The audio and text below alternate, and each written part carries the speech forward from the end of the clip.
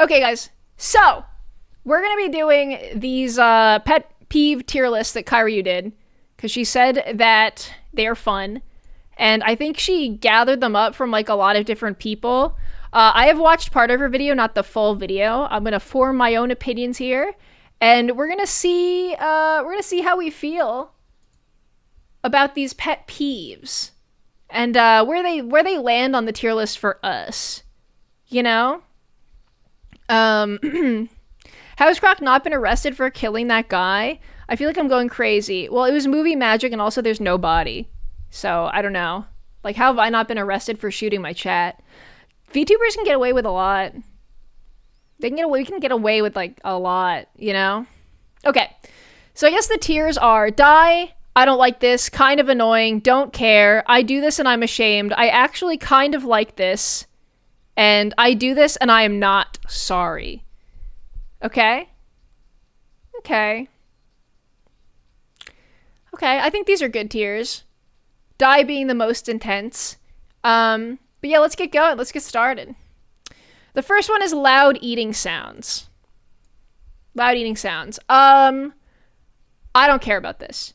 I'll be so honest, guys. Also, feel free to put like how you feel about it in the chat. I don't have misophonia. I don't care. There's actually very few eating sounds that actually bother me. Maybe if you're like a super sloppy fucking pig and there's slurping and snorting and like fucking sauce flying everywhere and chewing and crunching, maybe, but I've never been annoyed by chewing sounds ever. I don't care. I actually low-key like it. I don't think I like it. I don't care about this at all. I don't care. You can. I have two friends that are a married couple, and the husband always makes his wife eat an apple across the room from him because he hates the sound of eating an apple. And I think I would go insane. I think I would actually lose my fucking mind if someone told me to go across the room to eat an apple. I'd be like, get therapy. I'm not doing that. That's not my problem.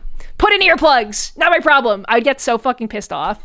But she's very nice and accommodating, and it's like the one sound that he like can't handle. But to me, this is like nothing to me. Nothing at all. Don't care. Yeah. I thought you were rating other people's tier list. I feel dumb now. No. I'm rating these things. Sounds like she's a sub. Dude, be nice. I certainly would not be told to eat an apple across the room, I tell you what. Slow walkers. I'm from the hardened streets of New York. Okay? I'm from New York City, all right? Well, not the city, but I've lived there. And I now live in Los Angeles. And the difference is, in New York City, people have places to be. There's public transport that works. It's a walkable city. Everyone walks everywhere, and everyone's in a fucking hurry. In LA, everyone drives. If you're walking, it's a luxury, it's a leisure.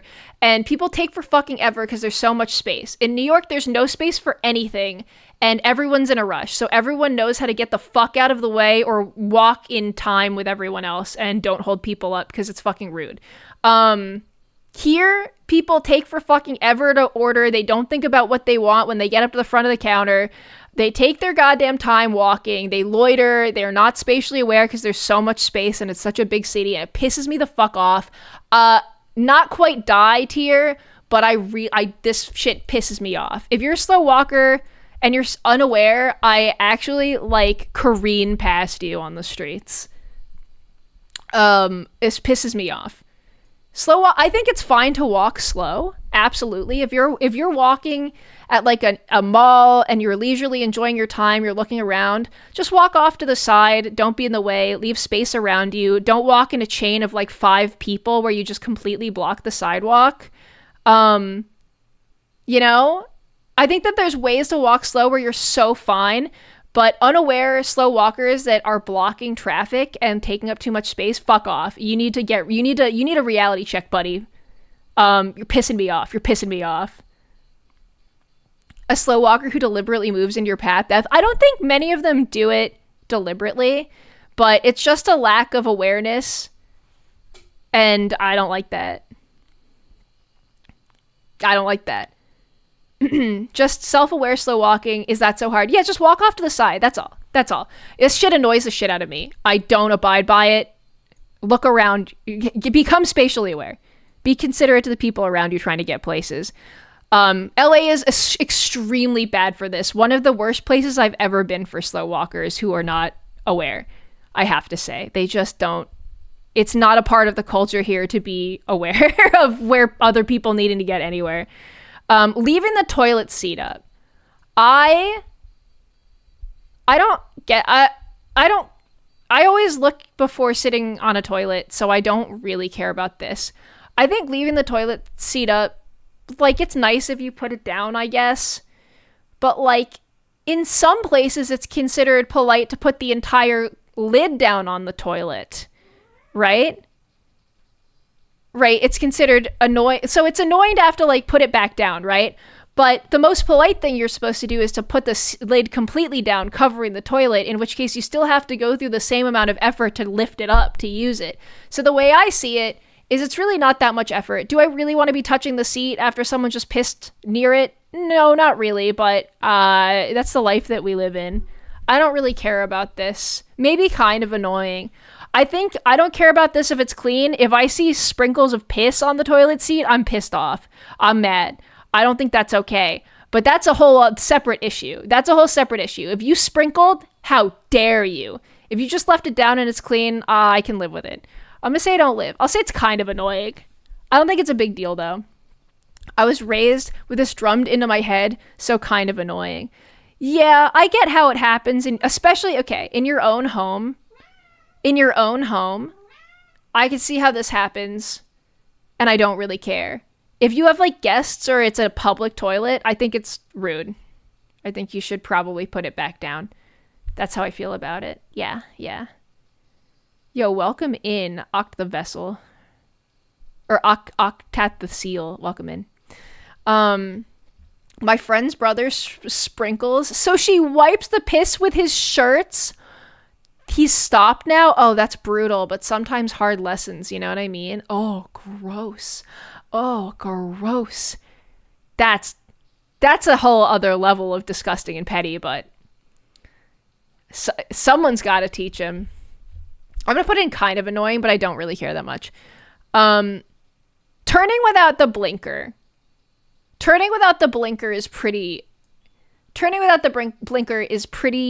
It's not only is it annoying and inconsiderate, it's dangerous. It's dangerous if you're relying on other people's reaction time not to get in a crash.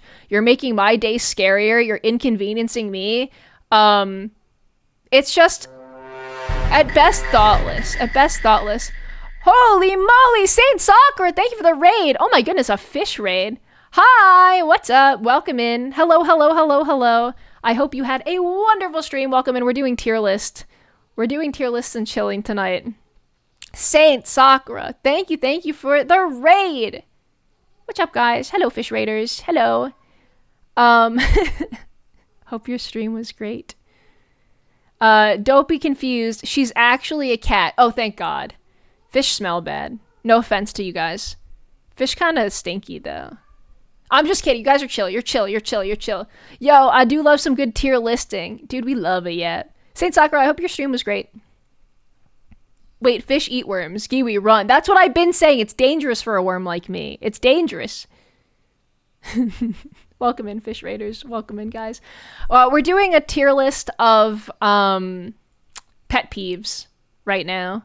We're doing Croc's pet peeve tier list.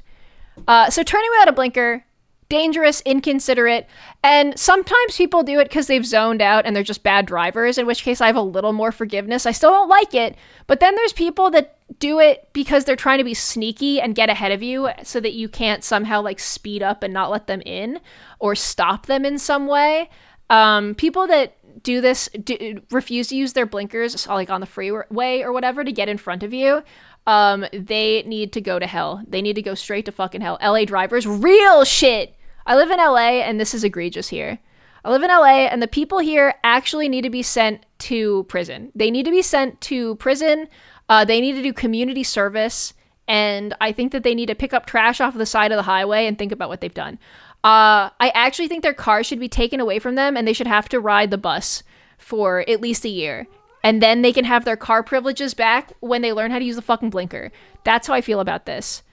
LA drivers suck. I'm south of LA, dude. I mean, they're just as bad south of LA also.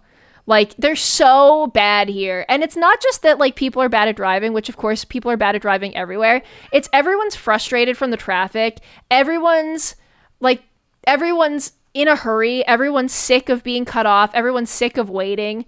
And they think that they're going to speed up their travel time by being inconsiderate to, like, 10 drivers in front of them and my cat just jumped on my desk and I said jumping. And cutting in front of people without their blinkers. They think they're, like, going to do something. And in reality, you're going to save yourself maybe 20 seconds. And you're putting everyone at risk. You're going to maybe get to your destination 20 seconds to a minute faster, and you're putting everyone on the road at risk. I hate you. I hate you, blinker drivers. I hate you, non-blinker drivers. To jail, to prison. I live in NorCal. It's not as bad as LA, but still horrid. I think any big city is going to suffer from drivers that are just fucking sick of being around other people and trying to get ahead of traffic, but no excuses. They are evil. Sounds like Phoenix drivers too. Yeah, makes sense. LA is some of the worst. There's only one place I've driven where the drivers are worse than LA, and I'm going to whisper it because I'm starting war with a neighboring hometown state. New Jersey. New Jersey. Guys, you gotta stop driving like that. Okay? You gotta stop it. ASMR. Giwi ASMR. If you're from New Jersey, learn how to drive. We need Giwi ASMR. I've done it before. Somehow in small villages in France, it's worse. Okay, that's true, actually. QB Sushi. I have driven in France and in Italy. France is slightly better than Italy. Italy is horrifying and terrifying. France, they just park on the sidewalks. What's up with that? Drivers in France are a little bit scary. They'll drive on any size roads and they'll drive really fast. And then Italy is worse because for some reason they don't use their blinkers in Italy, but also they drive and they on the highway, they straddle the lane lines. Like the lane line is in the middle of the car. And I've seen this many times. So I don't know what's going on over there, but it's also equally scary. But also, New Jersey, what are you doing, guys? Learn how to drive. Your loving neighbor, a New York worm.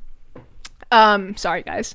New York and Vegas probably give France a run for their money. The thing about France is it's more just like a lawless land. Like I've seen so many cars in France just parked on like the grass, parked on the sidewalk, parked in no parking spots. Like they don't give a fuck over there. And especially the small towns, like I don't know what's going on. What if the reason you can't pump your own gas in New Jersey is so you can't make Molotov cocktails? That's probably true, Kasumi. I mean, I don't know what's going on over there, but I do know that everything car-related is a little fucked up over there. Skill issue? True. ASMR Giwi? True. Sorry, New Jersey. I love you guys. I think you're great. Just not on the road. Okay, done with the ASMR. Anyway, blinkerless drivers, you have to die and go to hell. I'm sorry, I don't make the rules. 100% true for France. The lines are truly just suggestions. True. They also have speed traps in Italy, which I don't know why we don't have here, but I'm grateful that we don't. But so many people speed in Italy that they have put like checkpoint stations, like tolls kind of, where if you get from point A to point B toll too fast, you automatically get a ticket because they know that you would have had to be speeding to reach that next toll that fast. Like they just track you that way, which is evil and fucked up and evil. We shouldn't do that here. I don't want that. I don't want that here. I hate that. Hell no. Yeah, I mean, like, they didn't get us because we were in a rental car, but, like, that's scary. I don't like that surveillance state shit. That's fucked up. If I want to speed on my own time, I can do that. I'm good at driving. I'm good at driving, and I can speed a little on the freeway if I want to, as a treat. Don't time me. If I got there faster, I just got lucky, okay? especially Quebec. I grew up in South Florida, currently back in France. Oh, interesting. Interesting places to be. Interesting. But yeah, I don't know. French drivers, I think, are better than Italian drivers. New Jersey drivers are worse than all three. Sorry, New Jersey, learn how to drive. And LA drivers are also worse than New York drivers. And meaner, too. Somehow. How are they meaner? Like, the people are meaner in New York on average, like, on a personal level. But, like, the drivers in LA are meaner than New York drivers somehow. I don't know. But they're all mean. They're all mean. This ASMR bit is my favorite. Okay, ASMR, I'm very cruel to New Jersey drivers. Dishonorable mention, Atlanta. Can't speak to that. I've never driven there. I have driven in Florida, and it's just like a lot of like meth fueled driving very, very fast on the freeway, and then also really, really old people driving really, really slow. So it's an interesting mix. But there's not a lot of blinker problems in Florida like we have in LA. And the real issue here is the blinker issue, the blinker problem, you know? ASMR New Jersey driver diminishing for 10 minutes. True. New Jersey driver humiliation 10 minutes. ASMR.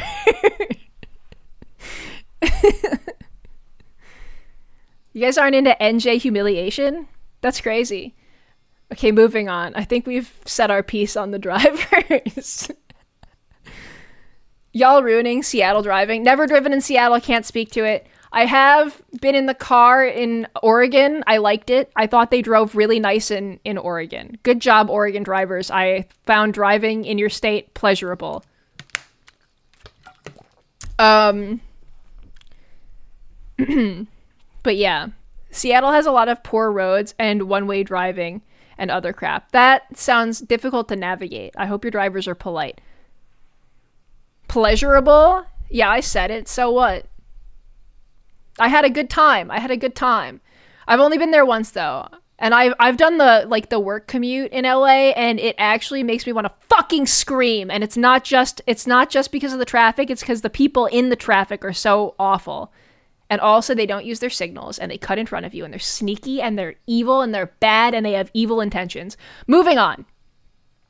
Checking the phone during chats. During you're hanging out, and someone checks their phone. I do this. I'm pretty bad about this.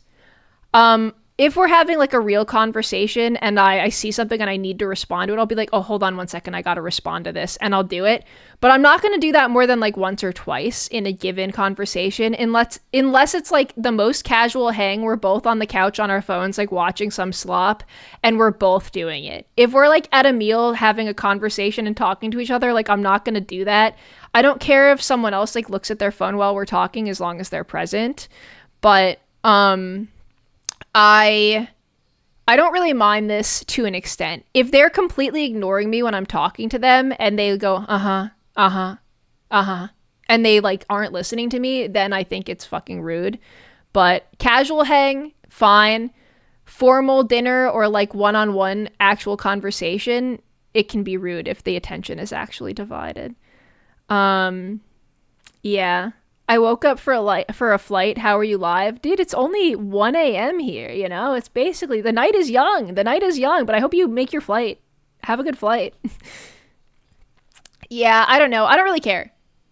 I don't care about this. I do it. I do this all the time. I'll like scroll Twitter and like look at art, or Blue Sky and look at art and have a conversation, and I'm like not reading or anything. I just have ADHD, and I'm visual stimming and concentrating on the conversation. Like I'm still completely present, and I do this.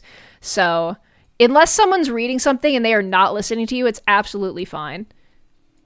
Or it's a formal dinner, in which case you're really not supposed to take out your phone at a formal dinner. It's poor form. But how many of those do we really attend? Not that much. So it's a non-issue for 99% of our lives.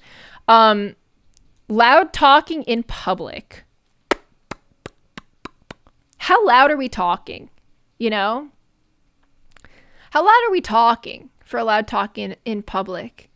Because, like, I don't really mind. It depends on like the vibe of the space. Because if I'm at like a mall, a park, an outdoor space where like people are socializing, a restaurant, I don't really care unless it's so much louder than everyone else that it's disruptive, which I guess this is supposed to be. Um,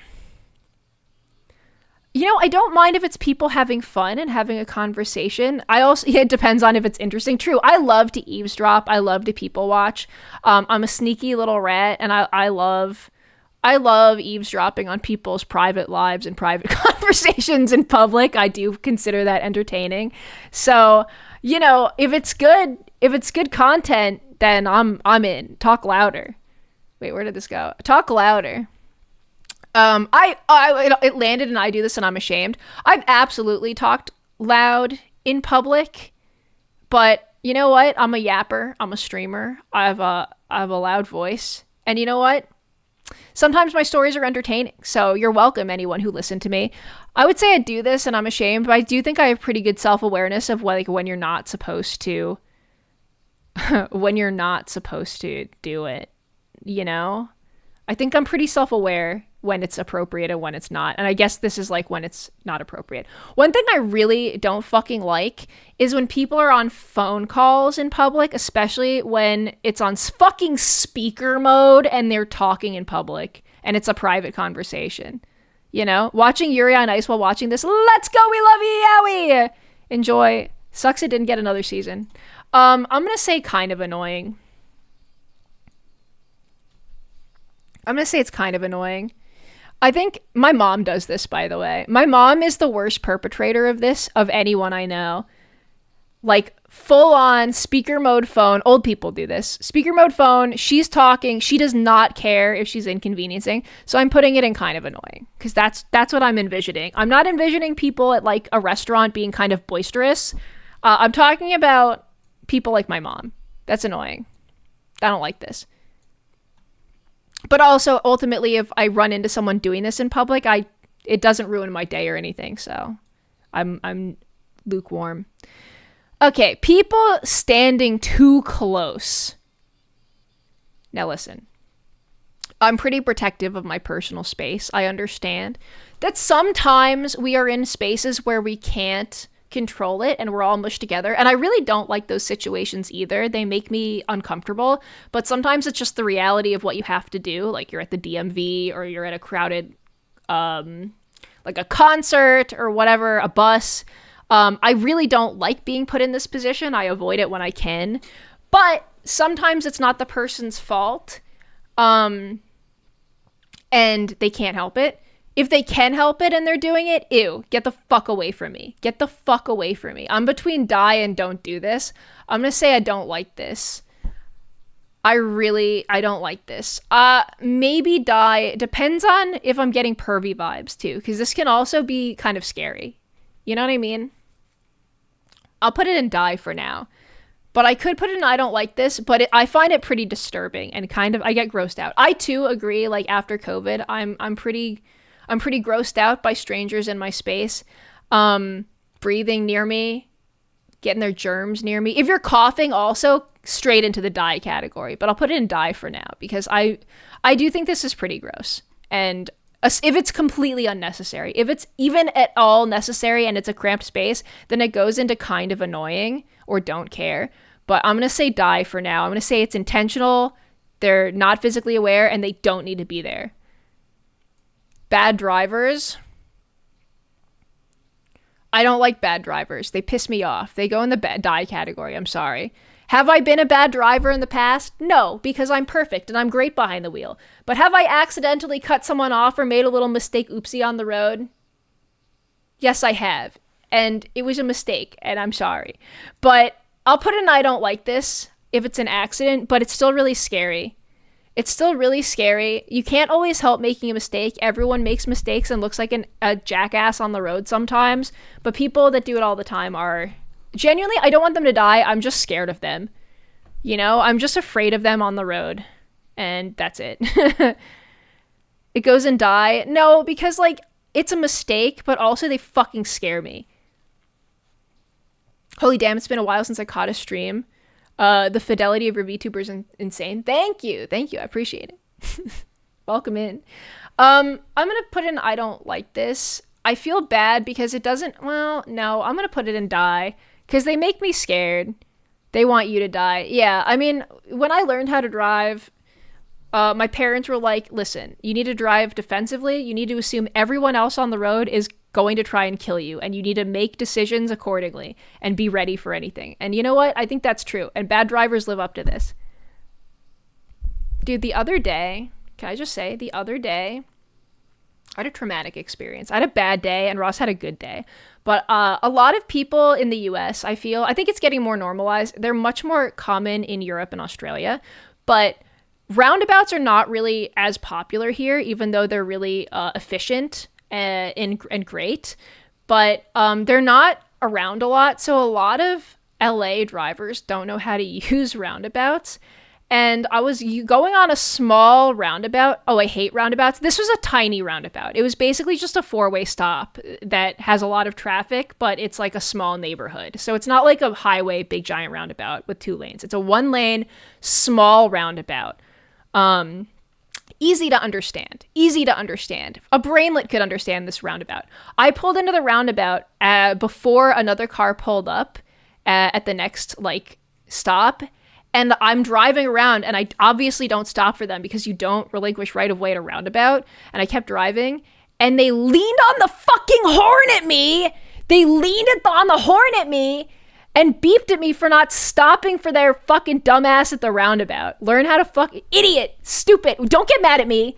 You don't know how to use a roundabout. That shit pissed me off. That shit pissed me off. And it happened right after, a really horrible, traumatic, terrifying, horrible, earth-shattering thing that happened to me right before. So I was especially dude, I'm catching strays today. It happened right after, a bad thing happened. And I was like, this fucker can't even use a roundabout. More people should learn how to use them. I would have brake checked them. Wasn't true.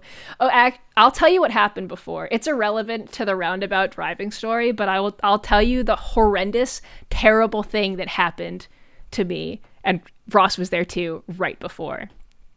Okay, let me paint you a picture, chat. Let me paint you a word picture. So Ross and I don't know, did I tell you this story on stream already? Do I have Alzheimer's? Did I tell you the story about when we were buying wine and cheese? Did I tell the wine and cheese story already, chat? Can anyone tell me? I'll just tell it again. I don't care. No? Oh my god, it was so bad. It was chat. This happened last week before Christmas. I guess I just completely forgot. It happened right before this roundabout shit, which, by the way, bad drivers need to learn how to fucking use roundabouts. But anyway, right before, Ross and I were picking up a bottle of wine and some cheese at a little corner store that's a fancy sort of bodega, but they have wine and cheese and snacks and sort of treats and stuff. So we were gonna have a fancy little cheese plate, a mini cheese plate, and have some wine and watch TV that night. It was a little mini date night, right? So we're there with Ochi, because Ochi's welcome there, and we've been there a couple times. It's cute. And I walk in with Ross. Ross also, he looks pretty handsome that day. He's wearing a nice new coat that he got. His hair's done. He's got Ochi. He likes to walk Ochi, so he's got Ochi with him. He looks very handsome, you know? He looks like a snack, okay? So I understand this first part that happens. So we walk in together. It's a little more crowded than normal. And it's a small space. So I walk over with him to the cheese fridge where they have the little cheeses you can choose, and I'm looking in there, and Ross is maybe 4 feet behind me with Ochi, and I hear a woman come up to him, a woman that was already in the store, so she saw us come in together. A woman walks up to him and she's like, oh, your dog's so cute. And Ross is like, oh, thank you, he's a wind sprite. And she's like, oh, he's adorable, aw. And he's like, haha, yeah. And then she goes, can I just say, I find you really attractive. And I'm like, again, I walked in, I'm right there. I don't care though. I'm like, okay, that's fine. You know what? He is attractive. He looks good. He's a handsome boy. He's a handsome man. So I'm like, oh, that's nice. You know what? He deserves compliments. And he's very graceful about it. reasonable death. No, reasonable about it. Oh my God, the ad break in the middle of this story. I'm sure you're on the edge of your seat. So he's like, he is handsome though. I know. So I'm like, fine, that's fine.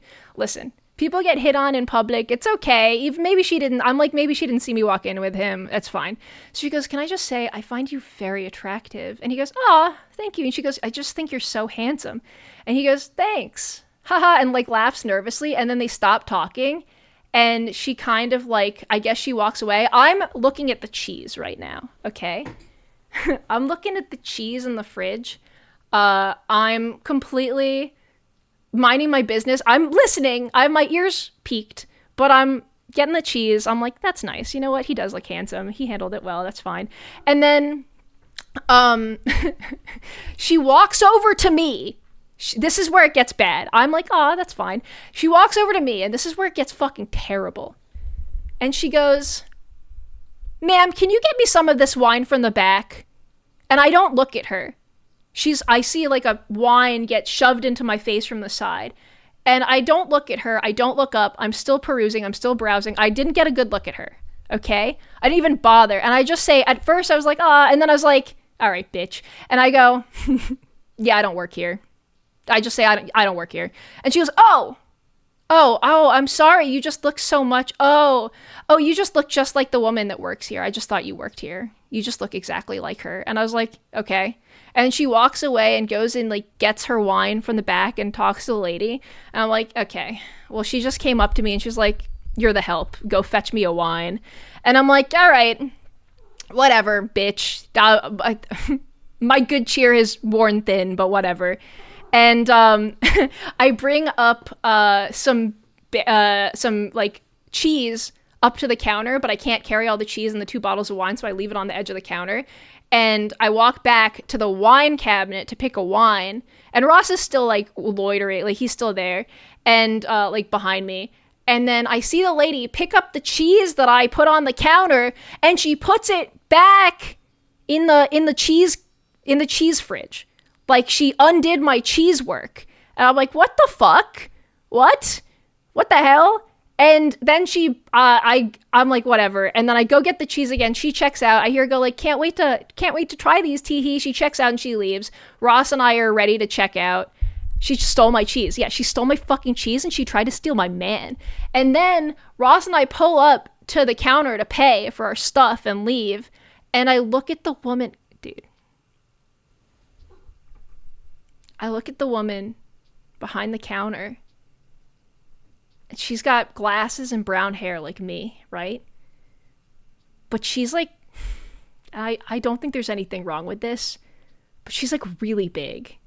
She's like a big girl, like a really big girl. Like not that there's anything wrong with that, but like vastly larger than I am. Like a very different size. Completely not unmistakable, but we are both wearing like a black top. Like I'm wearing a dark brown top, she's wearing a black top, but we both have brown hair and glasses. And she's a big girl, she's a really big girl.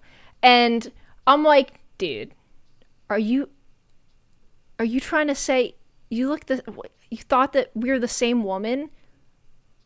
Like I think she was trying to be a bitch to me. And again, nothing wrong with being a big girl, but I do think that she was trying to be I think she was trying to be a hater. I think she was. And I see the girl behind the counter. I'm just like, dude, are you really? She's gone now. She's gone. It's the Velma thing all over again. Dude, you have brown hair and glasses and we all look the same. But yeah, that we're definitely like very different sizes, and that's okay. But I do think that I saw her hair, and that's it, and her hand. But she was like a skinny blonde woman. So in LA. So I think she was trying to be rude. And Ross and I check out, and Ross is like, that was crazy. And I was like, yeah, did you fucking hear what she said to me? And Ross was like, no. And I had to tell him about go fetch me a wine from the back. And then, oh, sorry, I thought you worked here. You look the same. And he's like, oh, that's crazy. And I was like, what did she look like? What did she look like? And he was like, she was like blonde and had like big boobs. I didn't look, but they were like out. And she was like purposely bending down to pet Ochi. And I was like, ooh, ooh, oh, you have to die. Oh, you have to die. We have to kill her. We have to kill her. But now I'm haunted by this evil woman every time. Every time I walk past this snack shop, I'm like, if she's there, it's over for me, man. She got me good, dude. She called me the help, bro. She tried to steal my man and she called me the help. And then on the way out, a guy tries to come up to Ross. Ross was on some secret sauce this night, guys, because he was looking good. It's true. But this guy comes up to Ross. He's like a cute twink guy. He seems like very twinky and well dressed with like glasses. And he goes, "Aw." And again, Ross and I are walking out together, and he goes, "Aw, your dog is so cute. What kind of dog is he?" And I was like, "Oh, he's a wind sprite." And he just looked at me and frowned. And then he turned back to Ross and he goes, what are you getting? What are you buying? And like did not want to talk to me. He just wanted to talk to Ross. What was happening? I'm like, dude, everyone's trying to steal my man tonight. Everyone at this fucking wine and cheese store, they're after my man. They're trying to ruin my night. He did not even dignify me. He did not speak back to me. He said, "Quiet, wench. I'm trying to talk to the handsome man." And then we left and we were walking back to the car and we were like, bro had aura. I know. She tried to steal your man, and worse, she tried to steal your cheese. Yes, she did. It was a horrible night. It was a horrible night for me. And then I'm telling Ross what happened. He's like, "Oh my God." And then he's like, "Sorry, I must look really good today." And I'm like, "Yes, but that's not the point." And then we get in the car and I pull out into the fucking roundabout. And someone beeps at me because they don't know how to use a roundabout. And I was just like, dude, it's so fucking over. It's so over for me. It was a rough night. I had a traumatic roundabout experience recently. This type of shit happens to Lois Lane and Clark Kent. True. The fucked up thing is I don't even know like what the lady looked like because I didn't even look at her. Because like I didn't expect her to be such a villain in my life. When I first heard her like compliment Ross, I was like, yeah, whatever. And then afterwards, I wish I had gotten a good look at her. If I ever see her ass, I'm training Ochi to bite her for sure. That's such a Jimmy Olsen thing. You just looked up and saw red. I just saw her hair in her hand. I was locked in on the wine and cheese, bro. Yeah, she called me the help. She said, "Go fetch me a wine." And then she tried to steal my man. Fucking dire. Anyway, that's it. That's the story. I thought that I told this story on stream because I did stream like not long after it. But I had to go to my group chat and be like, guys, the most diabolical thing just happened to me at the wine and cheese store. I need to talk about it. That's why I hate going outside. What, they try to steal your man? But I think if you're I know I'm profiling right now. I think if you're a big booby blonde in LA and your boobies are out and you're going out of your way to hit on a man, which is it's not typical, you know, it goes a little bit against the grain in a public space, and you see that man come in with another woman, I do think you're doing it on purpose. At first I was like, maybe she's just awkward. No, I thought about it. There's no way she didn't understand the power that she had in that situation. There's no way. Big booby blondes in LA know exactly what they're doing. Giwi desperately needs a rage room right now. True. Yep. I'm a small booby brunette. I'm a medium booby brunette. And I still feel like I was in danger. No, Ross would never. Ross was polite and did nothing wrong. But this evil woman. Rage room with blondes. True. I'm a no booby blonde, and that's fine. And there's nothing wrong with being any of these things. I just think that all the signs point to that she's evil, is what I'm trying to say. Look at all the personality. True. I hate to break it to you, Giwi, but you are A no booby blonde worm. Yes, but right now my host though. Okay, that counts. It counts. It counts. I got a fat peach though. Let's freaking go, Humblebee. We'd love to hear it. How am I supposed to compete with a big booby blonde LA woman that hits on men? Who does that? Evil is stored in the boobs. Noted. What am I supposed to do? But yeah, that was my traumatic event followed by a roundabout traumatic event. That's it. That's the whole story. I still haven't recovered. All right, moving on. I digress. Bad drivers go in the die category. Talking over people. Okay, talking over people, it really depends on the context. We're going back to the tier list. I got on a huge tangent. Talking over people is the thing. Here's the thing: the context is really important, because in a social setting, people get excited and they talk over people a little bit. In streams, especially when you have multiple streamers, you have got more than 5 people. Everyone's trying to tell jokes. Everyone's trying to get their joke out before the moment passes. Everyone has to have something to say. It's really hard in a streaming situation to balance getting to speak and not speaking over other people, but getting the thing in time. So this can be really tough in a streaming and group perspective. When it comes to just a social dinner of a few people and one person talks over everyone else, that's super, super rude, inconsiderate, and unself-aware. So it's really bad in that scenario, but I can see how it happens. Do you know what I mean? I do this accidentally too, Artero. I do this too accidentally all the time. I get excited in streams. I have ADHD. And then also, I was talking about this with Altrive recently.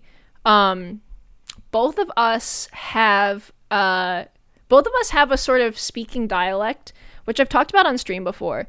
But I'm not making excuses for this, by the way, because there's absolutely times where you're not supposed to do this. And I've absolutely talked over people accidentally. And I feel really bad because I do care what they have to say.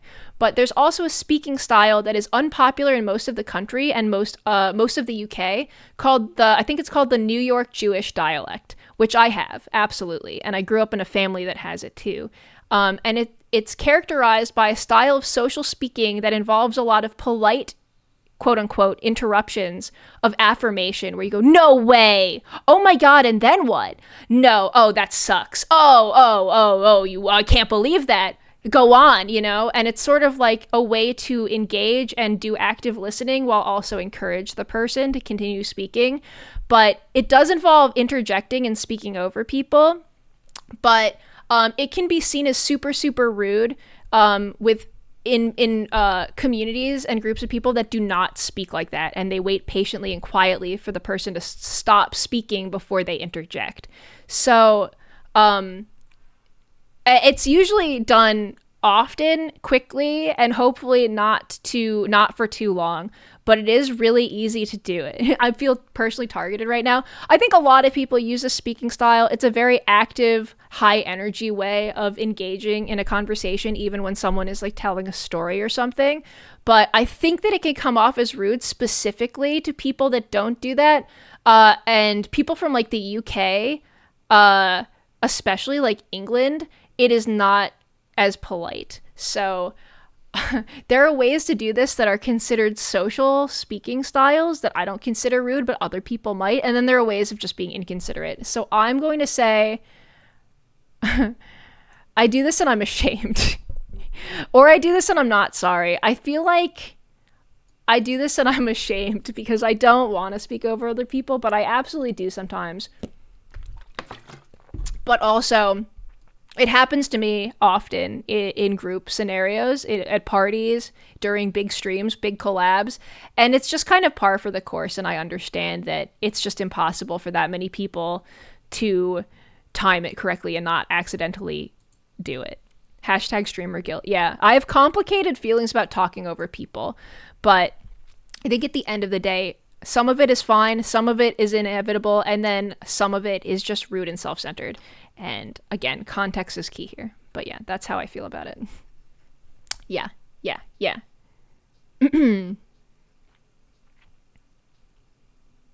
What the fuck, society? Why do you tell me what I spent so long learning how to do is wrong? Well, it's not, okay, if we're talking about New York Jewish conversation style, I personally feel very comforted and I really enjoy speaking to people that speak in this social style. I feel very listened to. I love an active talker listener back and forth. And I think a lot of people do. But I do think that there's people out there that don't understand it, you know? But I wouldn't say stop. If you do this, like, you don't have to stop. It's just a matter of, like, once in a while, you're probably going to meet someone that doesn't understand. And that's okay. As long as you're a kind person, I think they'll pick up that you're nice, even if they don't understand. But I do think it's pretty common speaking style. I wouldn't say you need to, I don't plan on changing this, but I do want to avoid speaking over people in a meaningful way and interrupting, like, with a full story and not letting someone finish, which can happen, especially because I have ADHD, but it's just because I'm excited. It's not that I don't care, but I think this can happen, and I feel bad about it. when it happens in, like, a real way, I don't like this happens. Chewing with mouth open. I think this can be kind of gross, but I also don't super care. I'd say it's kind of annoying. I don't want to see the food in someone's mouth, but it can happen. I don't really care that much. I'm not very passionate about this. Die. You guys hate this so much more than me. Chewing with mouth open is something that I think is one of the most annoying things that you can do. I don't think I notice it that much, if I'm being honest. I don't do it, but I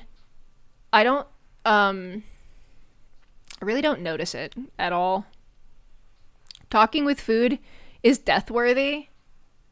I don't think I care. I don't think this bothers me at all. I think I'm only upset if it's, like, super smacky and wet and I can see it and there's a lot. I don't know if this bothers me very much. I've definitely spoken with food in my mouth while I'm streaming, but that's because I have to be efficient. And also you're not looking at me, so it's different. Just the thought makes me flinch like a wounded animal. That's so interesting. I know that this is considered very rude. It's like a cardinal bad manners thing to chew with your mouth open. And I agree, it's pretty gross. But personally, I'm not as put off by this. And bits coming out. If bits are spraying, then that's obviously a no-go. That's disgusting. But if you're just talking, I don't really care that much. Hello, Wormtuber and community of fans. I wish y'all a holly jolly time in this next new year. Yo, you stupid Bulgarian. I feel bad reading that. Thank you. You too. I think it's just kind of annoying. I'm not hyper offended by this. Not covering your mouth while yawning. I do not care. I don't care about this. I don't give a shit. I do this all the time. I don't care. Like, watch this, chat. I don't know, maybe you'll yawn. I'm not covering my mouth, by the way, because the camera couldn't pick it up. Good yawn.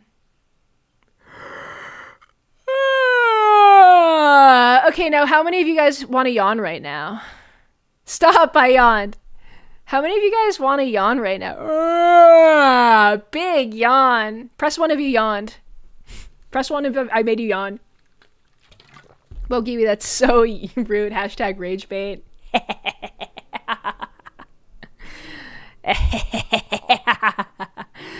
Gotcha. Fake ones don't work. Well, what if they were real?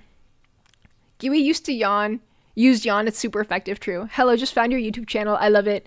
I'm preparing a fan art for you. Yo, Alex the Pumpkin. That's super sweet of you. Thank you.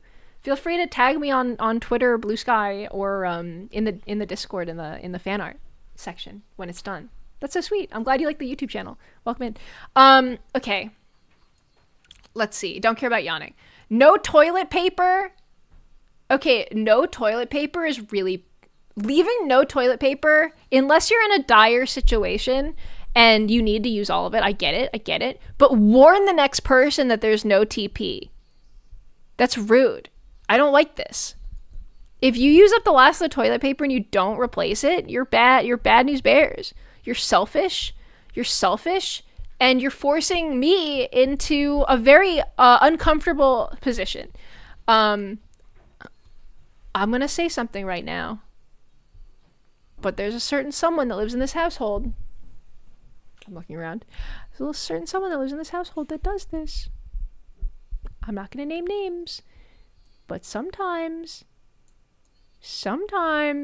it's just the cardboard, and it's pretty bad. No one likes to be stuck on there and realize that it's just cardboard, and then you have to scramble around and find one, and in an unfortunate position, it's you. It's not me. If it were me, I would do this, but it's not.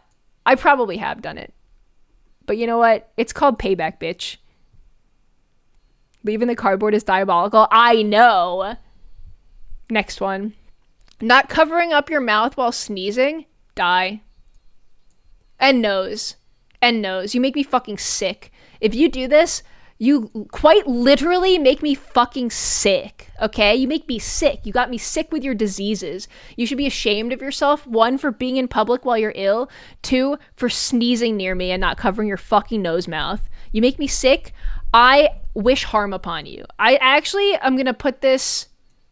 I hate you more than people that turn without blinkers. I hate you. I hate people that do that. If I'm on an airplane, I'm willing the engine to fail, and I'm scared of plane crashes.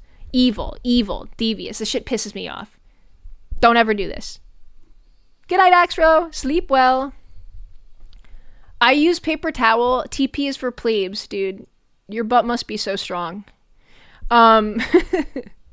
What if I turn around?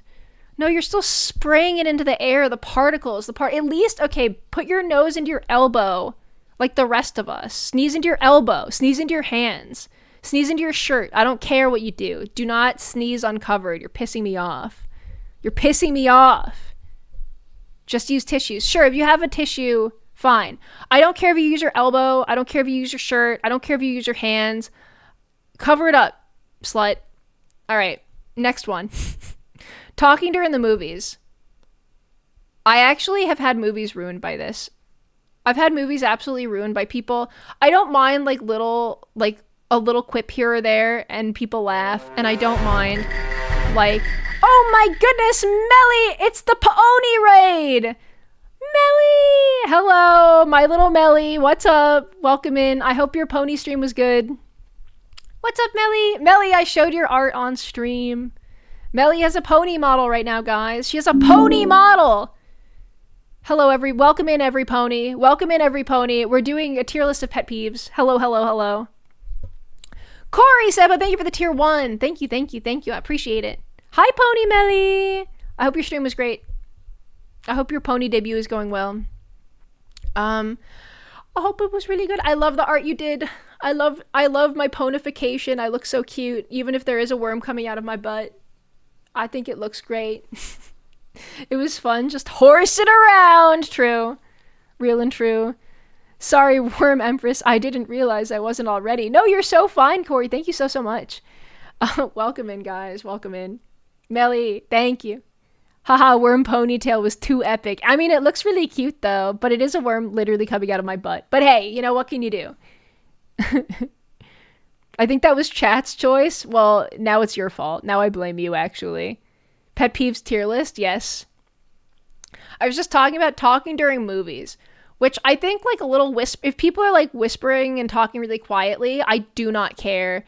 I think if they're once in a while they say one thing during the movie and everyone laughs. I've been in movies where people like it. I've had movies absolutely ruined by this, and I could not enjoy the movie, especially horror movies, where they're not even yelling at the screen run bitch, but they're just talking and laughing and shit. It pisses me off. I don't like this. This makes me mad. What movie was it? I don't remember. It was a horror movie. It was a ghost movie. And it was a line of teens. It was a line of teens like sitting behind me, taking up the whole row. So they were very powerful, obviously, a very powerful and intimidating presence. And they were all talking at full volume. But they were talking. The thing is that made it really bad is they were talking about like irrelevant shit. Like they were just talking to each other about like school and like goofing off and yelling at each other and like joking around. I'm like, guys, I'm trying to get scared of ghosts right now. I'm going to become a Karen. I'm going to go to the movie theater, people, and I'm going to have you thrown out of the fucking movie. But yeah, this shit pisses me off. Shit pisses me off. That sounds hilarious and the worst. It's just like they were talking so loudly and casually about not the movie that like you couldn't even hear the movie. Stranger Things? No, it was in a movie theater. This was like years ago, but it left an impression on me. I'm going to tell you someone that's guilty of this. Dude, I'm throwing my friends under the bus tonight. Alt-Drive does this. I'll say it. I've been to movies with Alt-Drive. That fucker yaps. That fucker yaps in the movie. I know. I knew it. Yeah, he does. He'll talk to whoever's with him at way too high a volume. He's having fun, but, you know. I saw, I saw FNAF 2 recently with a big group of friends, and Alt-Tribe was there, and Numi was there, and Bao was in town, and Bao was there. And I heard Alt-Tribe talking a little bit right when the movie was starting, and then I heard someone just scream, "Shut the fuck up!" And I thought they were talking to him. Turns out it was Bao. It was Bao, but she was talking to there was like a bunch of teens sitting behind her, and they wouldn't shut the fuck up, and she just said, "Shut the fuck up!" And then they did, and it worked. And honestly goated.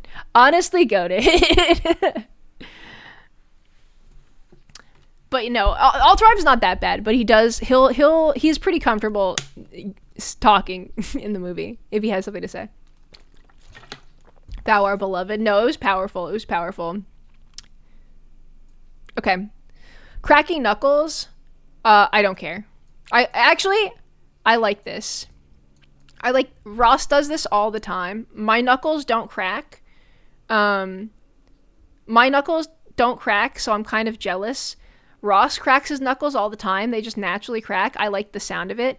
One time, however, I was really high and I was like holding his hand, and he cracked his knuckles while I was holding his hand, and I felt his hand bones contort and crack, and I went, disgusting. And he was like, what? And I was like, sorry, that was a visceral reaction. I didn't mean that. But that was just one time. Usually I don't mind the sound. I like the sound, actually. Mine cracks unintentionally. Mine don't crack at all. Maybe my fingers slightly, my finger joints, if I really flex them. But it's very quiet. I don't have cracky hands, sadly. But I wish I could.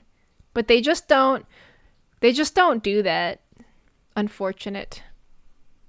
I kind of like this. I do this and I'm not sorry. If I did crack my knuckles, I wouldn't be sorry, but I can't. But I don't mind when other people do. And I kind of like it. I like the noise that it makes. When I was in middle school, I started cracking my knuckles like Kaneki from Tokyo Ghoul. And it has evolved into a stim. Yeah, it does sound, it's basically just a stim. I think it's funny that's your inspiration. Leaving cabinets open. Guys, I'm going to tell you something right now. I do this and I'm not sorry. I don't give a fuck. I have ADHD. I don't give a fuck. I leave them. we forgive you. I have ADHD, and once I've gotten something from the cabinet, I turn away. I put the cup on the table. I put the drink in the cup. I walk away. That cabinet doesn't exist anymore. It doesn't exist anymore. I'm not sorry. I mean, like, I wish that I remembered about this. I'm not doing it on purpose, but I also don't care, and I think people that get upset at this are pussies. I think if you're annoyed by open cabinets, which my dad is, by the way, my dad hates open cabinets. He gets annoyed, and he used to always get on my case when I would be over there and leave the cabinets open and be like, why the fuck do you do that?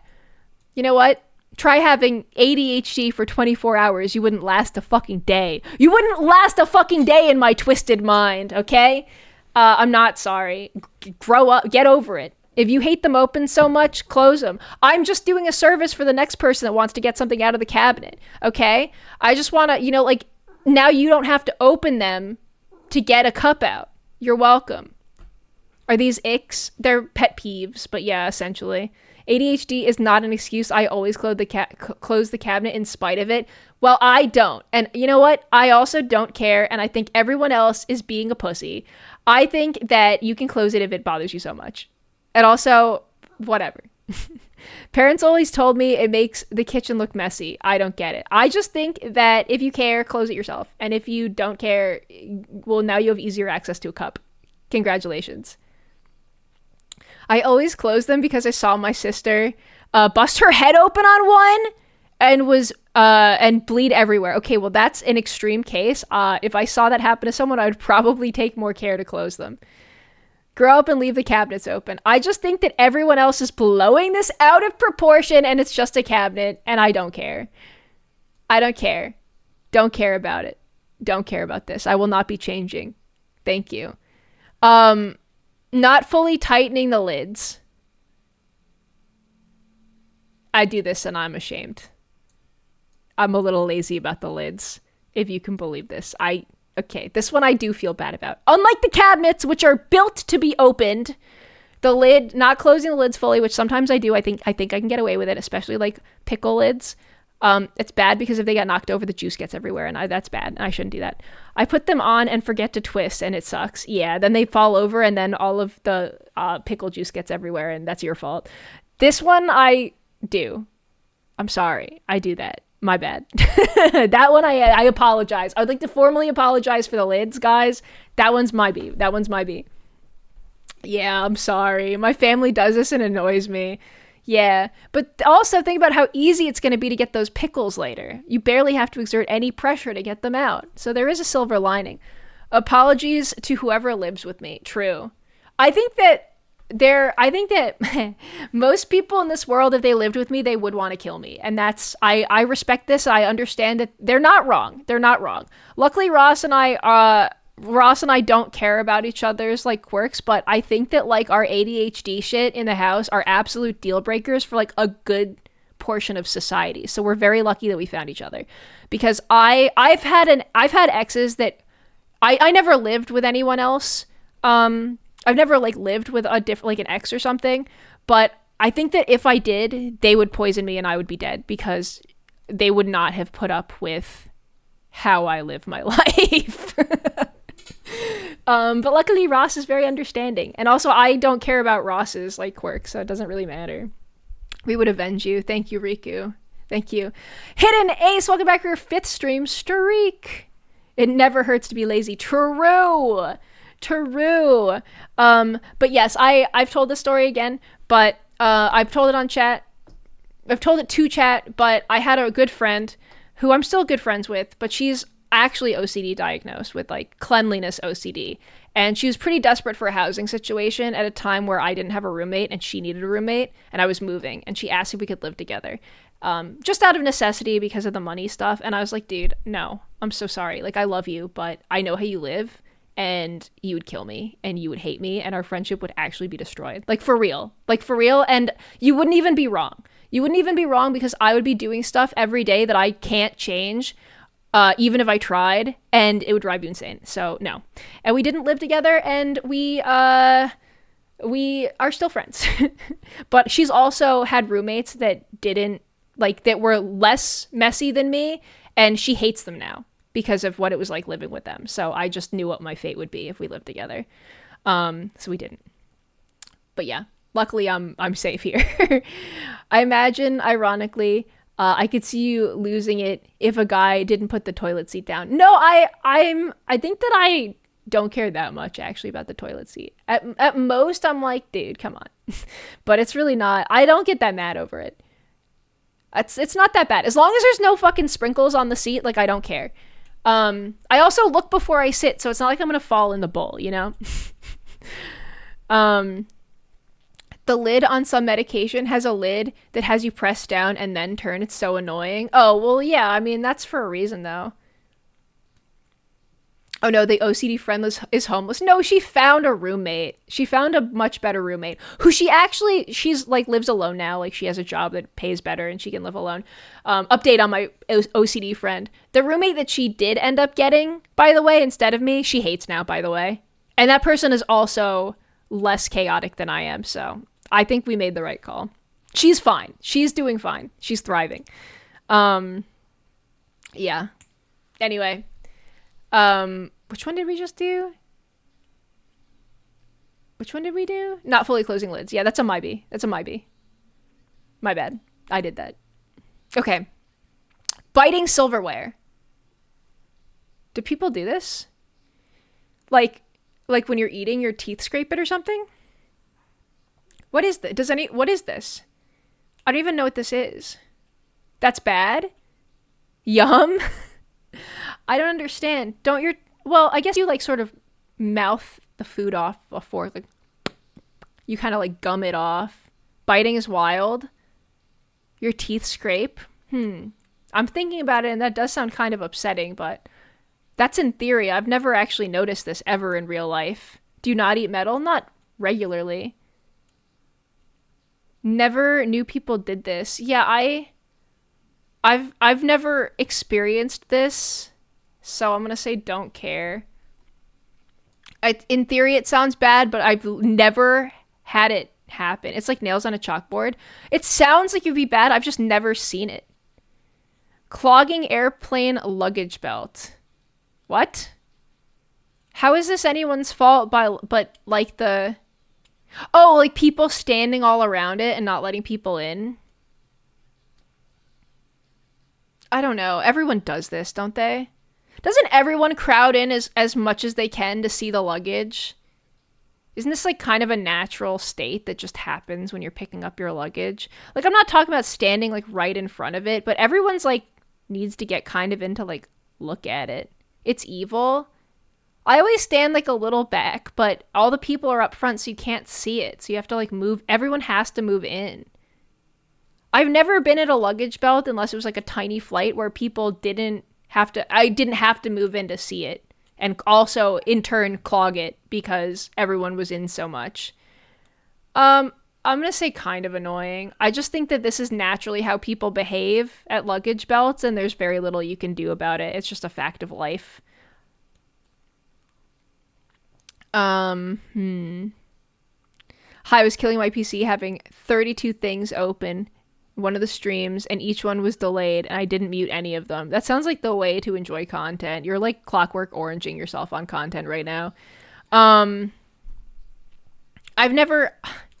just don't think about like, yeah, obviously like I think about like positioning and trying to figure out where to stand to see the luggage but not block the way, but I don't care about this. I think that this is like flying in general fucking sucks and everyone sucks on planes, and this is like my least bad pet peeve on planes. Like there's so much more egregious shit that happens on planes during air transit that this is nothing to me. Okay. Schedule being interrupted. I kind of don't like this. It depends on what's being interrupted, though. I can handle changes on the fly pretty well. I think I adapt pretty well to things going wrong and like needing to change on the fly. But if it's something that I was excited about or really want to do or was planning on doing and now I can't, it is a little annoying, but I'm autistic. I hate this. Yeah, I have friends that are autistic that like this is the one thing they really can't handle and they really struggle with being able to pivot because they get in like a mind space where they're like they need this thing to happen, they plan for this thing to happen, and now they don't know what to do, and their whole day feels fucked up from it, and it's very upsetting. And I feel bad because this happens a lot in life, and I think being flexible makes life a lot easier. I find it a little bit annoying. It does not throw me off that much. I think that I'm pretty good at pivoting. I'm pretty good at improvising, and I don't get too. I think I have a very cluster B. I have a very type B personality. Not cluster. I'm psychologically healthy-ish, but I have a type B personality. I'm pretty relaxed about this kind of stuff, unless it's like really dire, really important, or I was really looking forward to it. I can handle it fine. My autism hates this. But my trauma prepped me for it. That's valid too. Depending on why, like if there's emergency, it's fine. Yeah, I just think that life shifts a lot. And I think that this happens a lot. I think this happens a lot. I think I handle it fine. At most, we'll be like, okay, that sucks, but I'm of the mind that you have to just keep moving forward. I don't let it bother me too much. Again, unless it's a special situation, but that's just me. Using words incorrectly. I do think this is a little annoying. I think everyone does it a little bit, including me. But like, sometimes I want to actually so bad. This doesn't piss me off. It just makes me want to actually. Like, I have a very strong desire to actually often, and this triggers it super bad. I don't want, but no one likes to be corrected in this arena. It's always really embarrassing to be corrected as someone who gets corrected sometimes. But I do it. I don't like to be corrected, but I do want to know that I'm doing something wrong, but I don't want to be told, but it's embarrassing, but I do want to not continue doing the mistake over and over again. But also when I hear a wrong word, I want to be like, that's not how it's used in a sentence, actually. And no one likes that, so it's kind of annoying. Chalk? I don't care. Chalk rarely triggers my ears to not enjoy it. I don't care. Gum chewing and popping. I do this. Guys, I kind of like this. Sorry, guys. I do this, and I like it. I do this, and I don't mind hearing it. Here's the thing that's fucked up. It really bothers Ross, especially bubbles. Ross is viscerally disgusted by bubble blowing and popping. Giwi likes gum lips smacking. I love the sound of a bubblegum bubble popping, yes. And I don't mind the chewing noises either. And I enjoy chewing gum and popping bubbles and blowing bubbles, so I think that that's appropriate. Unfortunately, Ross viscerally hates this, so I try not to do it around him too much, especially in a very enclosed space, but I do be chewing gum and popping bubbles, though. I feel for Ross. Hate of gum of any kind. Skill issue on Ross's part. I really like chewing gum, especially like if I'm bored or it's like very stimmy for me. So I do chew gum, not every day or anything, but I do enjoy it. And sometimes, you know, if I just feel like my mouth feels gross, I love popping like a minty gum and chewing it. And then I blow the small bubbles with it, and Ross hates it. I'm sorry, Ross. But I kind of like it. I do this and I'm ashamed, kind of, but I'm also not ashamed. I'm also not sorry, but I also kind of like it. I'll put it in kind of like it. I don't mind. I really don't mind if other people do it either. When I was a kid, my first babysitter, she kind of like, I was a bit of a feral child when I was young. And my first babysitter taught me that you're not supposed to chew gum gross. And I try to keep my mouth closed when I'm chewing gum, but unfortunately I do like blowing the bubbles too much to not do it on occasion. But she would always tell me, and I remember it to this day, stop chewing like a cow. And I was like, sorry. But that's drilled into my memory, so I try to politely chew the gum at least. I've never blown a bubble gum, and yet I still can't. You should try it sometime. I've had teachers tell me only girls should chew gum. That's weird. Why? I didn't know it was like a fucking gendered snack activity. That's so... I don't understand that at all. Only girls are allowed to eat soup. Everyone knows that. It's so strange. Only girls are allowed to have nerds gummy clusters. Everyone knows this. Yo, Ren! Thank you for the raid. Hi, Ren. What's up, Ren? Hello. Welcome in. Hello. Ren, I hope you had a great stream. We came to look at you like this. Oh no, now I'm nervous. Oh, the extended eye contact. Welcome in. Oh, the eye contact chat. Hi, Ren. What were you streaming? I big chilling. I love Cult of the Lamb. Oh, you're playing Cult of the Lamb. Nice. I've never played, but it looks really fun. Prolonged eye contact. I am scared. I feel fear. Welcome in. Oh, they're staring. Hi. Welcome in. Thank you, Ren. I'm glad you had a good stream. What's up? What's up? I still haven't played. Were you playing with chat as a part of it, like integrated? It looks cute though. It looks fun. Oh yeah, nice. Did you sacrifice some of your chat? I just remembered Big Rat is dead. Sorry, Axionius. Yeah, it's whatever the opposite of a miracle is. A Christmas tragedy. It's true. Ren nearly died. No. Well, I hope you're okay. Made a new cult just so we can have a fresh save for the big expansion coming up. Oh, I didn't even know there's a big expansion. That's exciting. Hell yeah. Well, I'm glad to hear it. Yippee wahoo. Sacrificed and eaten, as is the way. Well, it was very nice of you to volunteer your flesh like that. You know, for the good of the chat. They needed it. Went to Korean barbecue and said I only see this much meat in my dreams without thinking. I'm sure they took it the right way and not the wrong way. All right. Well, we're doing pet peeve tier list right now. We got a lot to go. I'm yapping, dude. I'm in fucking Yapatron 9000 mode right now. I'm sorry. I've been yappening tonight. Okay. Let's move on. This stream is never ending. Real shit. Okay, stopping in the middle of a walkway. I don't like this. Actually, die. You're going next to slow walkers. Fuck you. Slow walkers who also stop suddenly. Fuck you.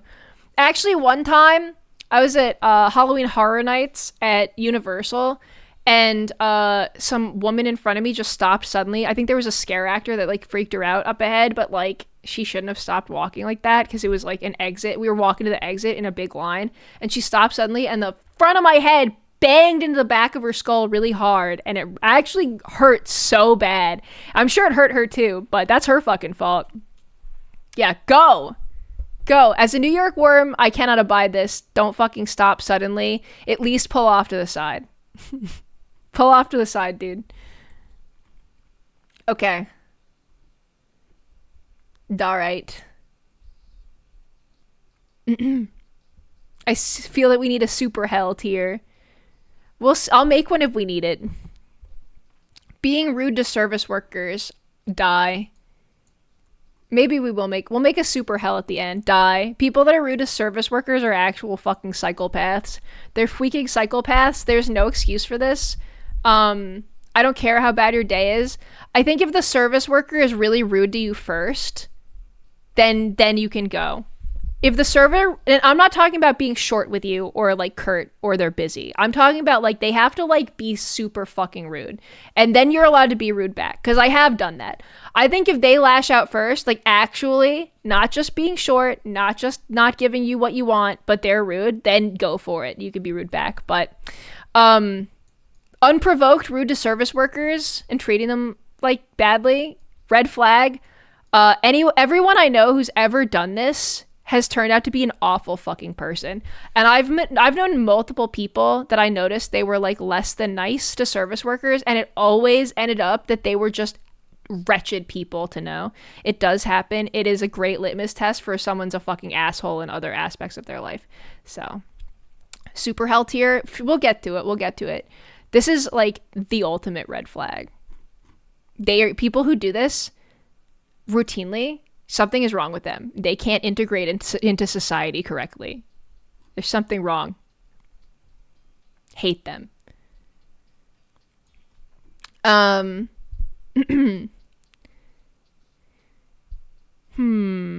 Okay. Nose picking. This is gross. But like, I don't hate you. I just think that it's gross. I think most people have picked their nose. Oh, Triple X Holic. Guys, we were just talking about this today. Triple X Holic. Yeah. I think this is kind of annoying. Like, it's gross, but also it happens. I don't care. Yeah. The opening is such a banger. True. I have never picked my nose. Guys, I have. Sometimes you have to get something out of there, man. I'm just being real with you. Like, I just don't think I think you should have the self-control and self-awareness to not do it in public. It's gross. Unless you're a kid. Kids do it all the time. It's still gross. I don't think you should do this. I think this is like embarrassing and gross more than like annoying. Like, I'm not annoyed when I see someone do this. I'm just icked out. This is just an ick. Overly touchy people. I hate this. I hate overly touchy people. If you're not my best friend or family, don't fucking touch me. And I'm not talking about like a handshake or a high five.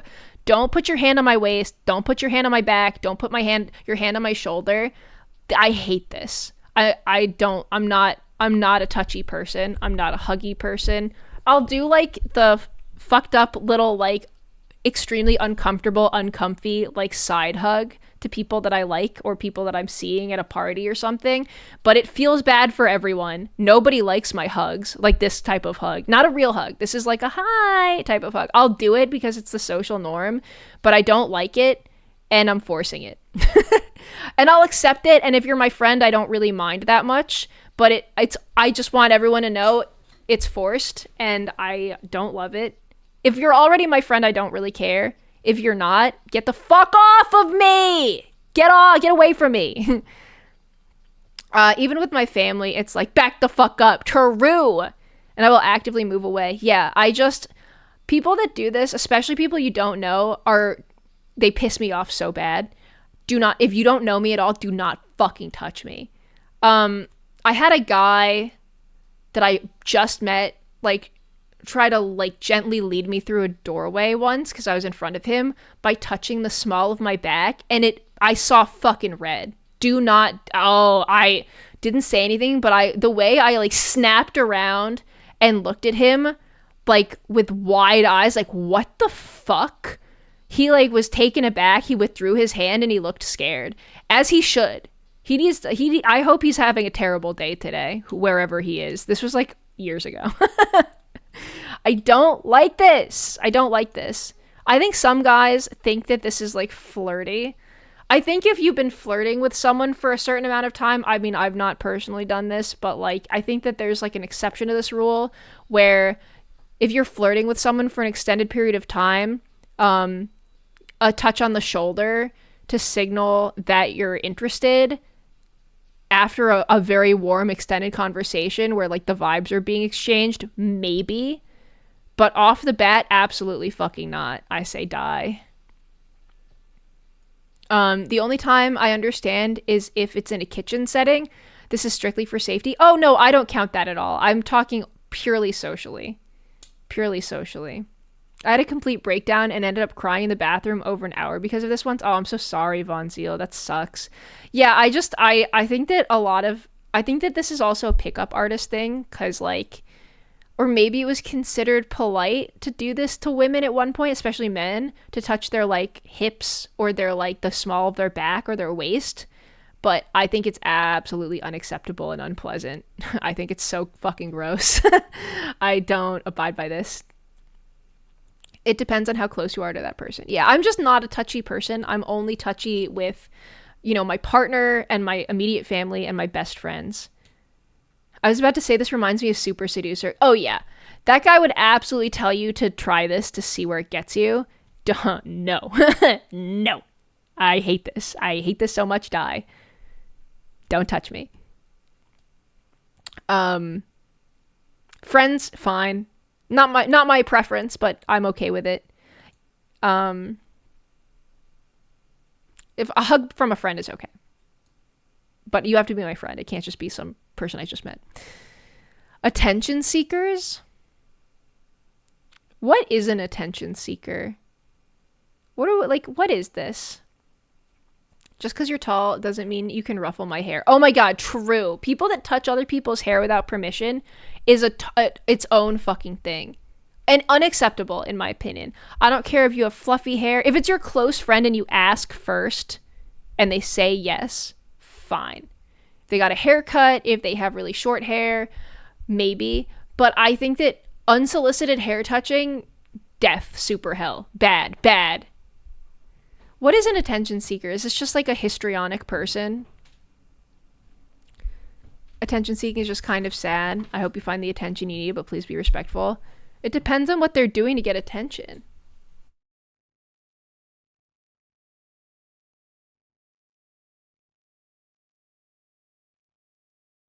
Sorry, Ross is just letting Ochi in here for a second. +2 vocabulary, histrionic. True. I just don't know. I think that attention seeking is usually negative. It's usually not positive attention. I think it usually has to do with like lying or making a scene. So, pick me personality. You know what? I'm gonna be a little intense here. Die. I actually think that people I think that they clog up the internet. They make everyone less trustful because a lot of people lie for attention. Or they'll have extremely bad faith takes that are rage bait or attention bait. And I think that they make the world a worse place. So I'm actually going to say die. I know this is a hot take because it's true. It is kind of just sad that they're looking for something that they don't have. But they also make my life worse and everyone else's life worse in a lot of different ways. And so I hate them. So depending on what type of attention seeking it is, I think all streamers, I mean, like, I'm streaming right now. I'm asking for your attention. I'm not considering that the same thing. If I were, like, doing some grifting or, like, attacking people for attention or doing some, like, destructive thing for attention, then that would be different. But, like, I guess I'm talking about something destructive or disruptive, and I think die. Bad. You know? This is where I get put on blast because I don't do it on purpose. I'm just very confidently wrong. I don't think that counts. If it's in good faith, it doesn't count. If it's in bad faith, I think it only counts if it's in poor faith. Do you know what I mean? Like intentionally trying to do stuff to harm or upset people. You know what I mean? That's what I mean. I'm ashamed to admit that I'm a bit of an attention seeker. Guys, I really don't think that any of my regular chatters who behave themselves on the regular in my chat qualify as this. I genuinely have never noticed this ever.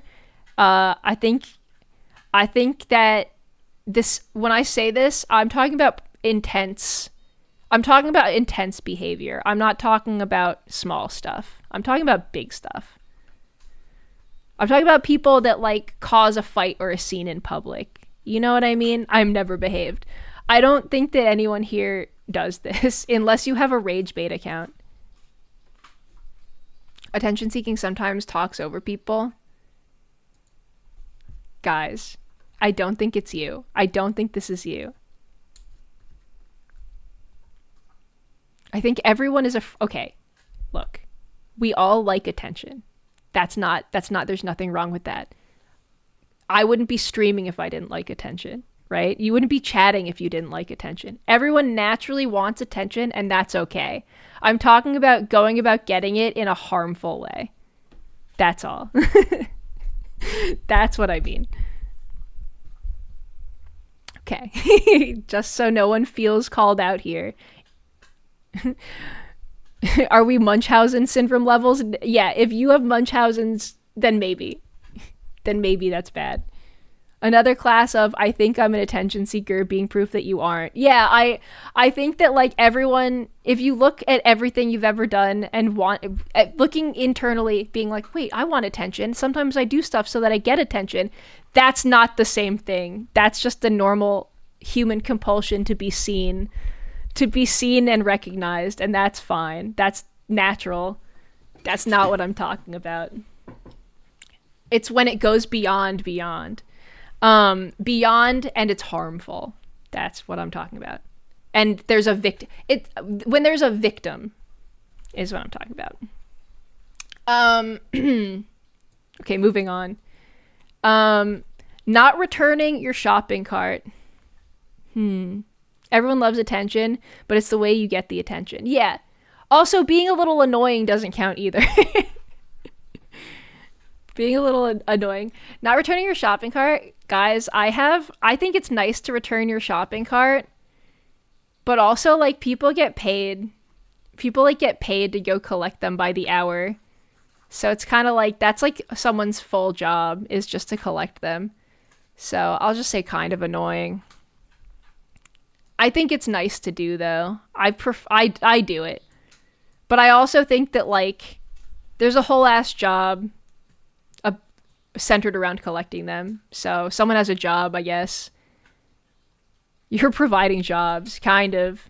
If this cart is blocking my way, ooh, I'm about to tweak. Okay, that's fair. That's so fair. I prefer to return my cart, but I don't think that if someone doesn't, they're like necessarily the most evil person because there's someone being paid to collect them and that's like their whole day. Backseating. I don't care. I don't care about this at all. All I care about is spoiling. Because ultimately, do I read my chat?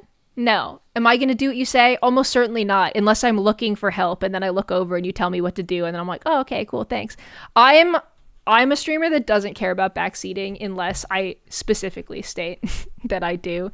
Like most games, go ahead. You can try to tell me what to do until you turn blue in the face. Am I going to do it? Probably not for like a really long time until I look over and see it. So I'm safe. She's self-aware. Backseating annoys me, but like it matters. Yeah, I think, okay, for example, like Alpharad, like Jacob hates backseating. And I can understand why, because they're like a very competent gamer and they really want the experience of figuring it all out themselves. So yeah, that makes sense. I don't, unless the game is the type of game where figuring it out is the pleasure of the game, like Portal, or like I think Outer Wilds is supposed to be like that. I don't know what happens in it, no spoilers. I care about spoilers, and if the game itself is figuring it out, then don't backseat. But when it's like something like Hollow Knight, that I'm shit at and I need the help, you guys can do it. I don't care.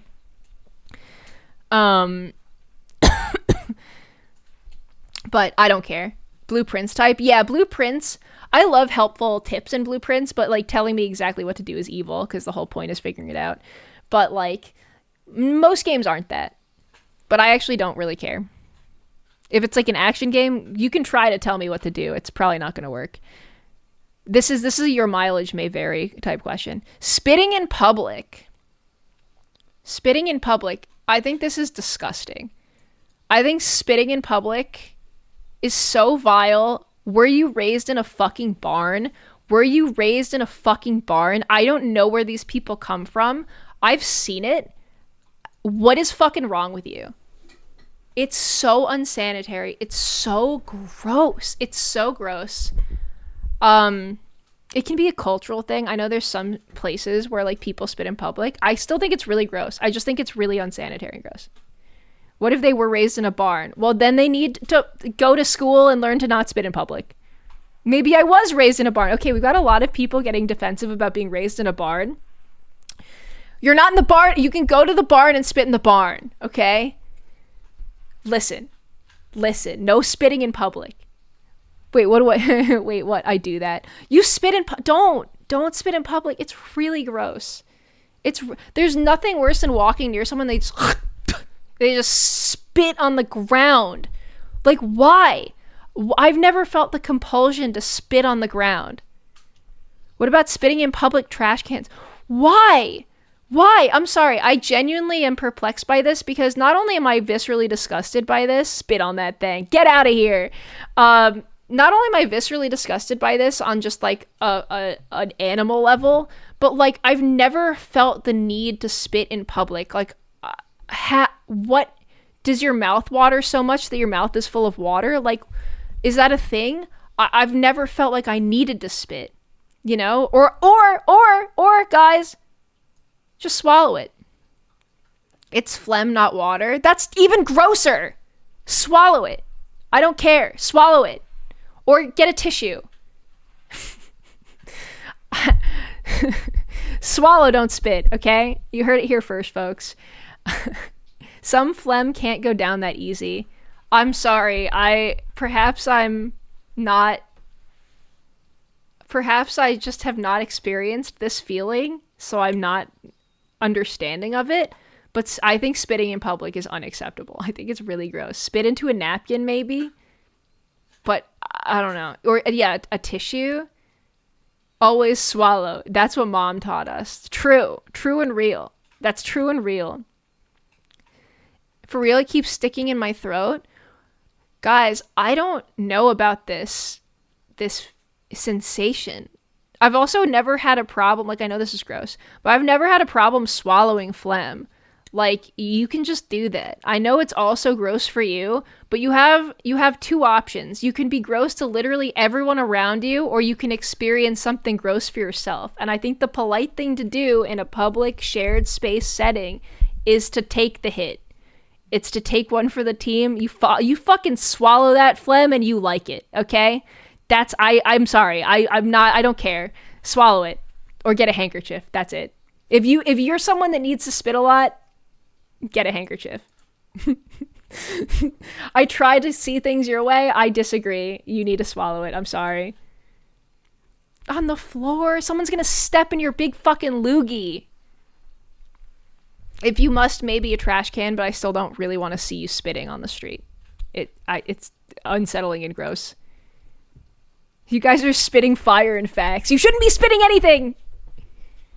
A polite person doesn't do it where people are watching. Yeah, I just don't think that...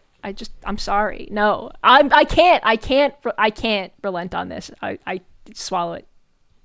Fix your shit. Drink some water. Why are your loogies so dry you can't swallow it? Figure it out.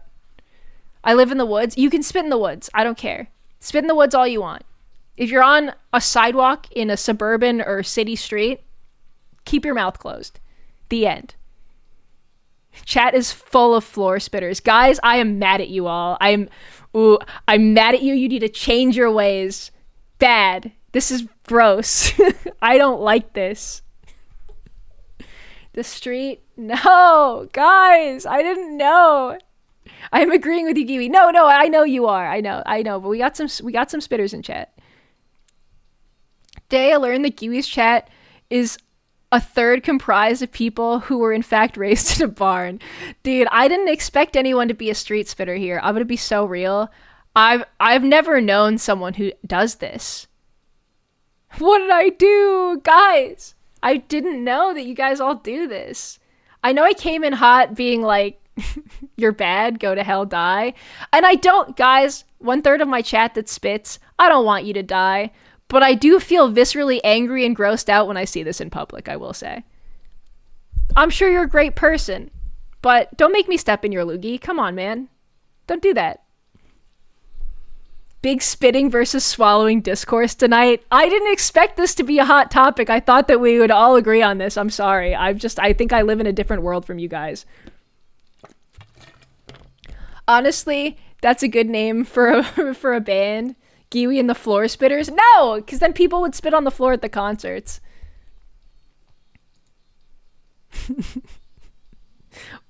What is overly touchy people? People that just touch you a lot. Like, a lot. There's a lot of people in the die category right now, okay? I know this, whenever I do tier lists, it's very polarizing. Good on you guys for sticking with it, even though I might have different opinions from you. Okay, leaving the lights on. I don't care. I leave the lights on.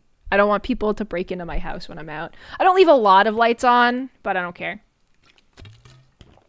Kind of annoying, the light bill. Yeah. Well, to be fair, guys, my power bill is already astronomically high because of all of the computers we have in our house anyway, and them simply being plugged in makes it high. The lights being on really doesn't make that much of a difference. So I don't care. I turn them off when I remember, but also like if I'm at someone else's house and they leave the lights on, like I don't give a fuck. That's their power bill. It's not my problem. Music with no headphones in public. Die. I'm so sorry. Again, I'm sorry. I'm about to alienate my chat again. Were you raised in a barn? Why are you doing this? Why are you doing this? Hi, Rickles. What's up? I'm sorry. I'm so sorry. What are you like? Were you raised in a place, or were you raised by fucking wolves with Spotify? Like, were you raised in a place where no other people exist and have to hear things and have their own conversations? Why do you think other people want to hear your fucking music coming out of your phone? I'm gonna get you. I'm gonna take your phone out of your hand. I'm gonna look at your fucking playlist, say it's shit, and then I'm gonna throw your phone on the fucking ground and smash it. Fuck you. I'm sorry. We agree with you. Okay, sorry. I didn't. Okay, all right. They agree. Okay, I'm sorry. Okay, we agree again. Good. This makes me so mad, especially in like the subway or a bus, or heaven for fucking bid, an airplane. How fucking dare you if you do this on an airplane? Like public transport where you can't even get away from them and it's just like repeated, like fucking you hear it. Ooh, it makes me so mad. Ooh, it makes me so mad. I can't get away from, like, if it's on the street and they walk by, I still look, I think less of the person. But if I'm trapped in a transit space with them, I'm gonna get you. I'm gonna get you. What if I want to share my music with the world? Well, then start a band, buddy. Start a band, and then people that show up to the show can listen to it. Or become a DJ. People love becoming DJs. And then again, everyone who listens is consenting to that. So that's, you know what? Those are your options. Death. Next one. Pen clicking. Guys, I like it. It's stimming. I like clicka, clicka, clicka. I like the noise. It sounds good. It's satisfying. I enjoy it. I do it and I'm not sorry. And I also like hearing it. I love stimming. I like listening to it too. A good pen click, I enjoy it. Sorry to everyone who hates it. It's awesome. It feels good. It sounds good. When other people do it, it sounds good. Yay, stimming! I could understand how this could be very fucking annoying for the wrong person and distracting. That person is not me. I like it. But I understand how it would be annoying, though. I would not do this in a public space if I was aware of it. Unbehaved kids in public. I don't like this. I'm not going to put it in die because kids are humans, I think. And so sometimes they just do bad stuff and it's really like not necessarily the parents' fault. Sometimes it is. But, you know, obviously I don't like badly behaved kids in public, but like we live in a society, you know what I mean? Kids aren't humans. I've heard from science that they are. We live in a society and sometimes kids, similar to dogs, I'm going to actually put it in kind of annoying. Unless it's like a movie theater or a fancy restaurant, I actually don't give that much of a fuck. We live in a society, guys. Kids are nasty, loud, little, poorly behaved chimps, and they do naughty things in public. And you know what? That's fine. That's fine. As long as they're not being destructive or evil, I don't really care. We share the space with the kids. They're all right. Kids die. I like kids, but sometimes watching a bratty kid have a meltdown in public is funny. So sometimes I like to just watch. I like to people watch, unless it's a space where like I really like they shouldn't be. I think that this is just a fact of life. This is just life. Whatever. Sometimes kids are bad in public. Whatever. They'll grow out of it. Okay. Not a problem. Picky eaters. I don't care. I really don't care at all. I have my stuff that I won't eat, so I get it. Sometimes I feel bad for picky eaters. I definitely know people that like are too afraid to try a lot of really delicious food that I wish I could like eat with them, and it can make choosing restaurants kind of difficult. But at the end of the day, if you're going out to eat with someone, it's a social experience and it's more about hanging out with them than the food most of the time anyway. And I say this as a food liker. I really don't think that that's my problem for the most part. I think it's fine. I don't care about this. I don't consider myself that picky of an eater, but as someone who doesn't eat any seafood at all, some people would consider me picky. So whatever. Just do what makes you comfortable and happy and makes you feel good.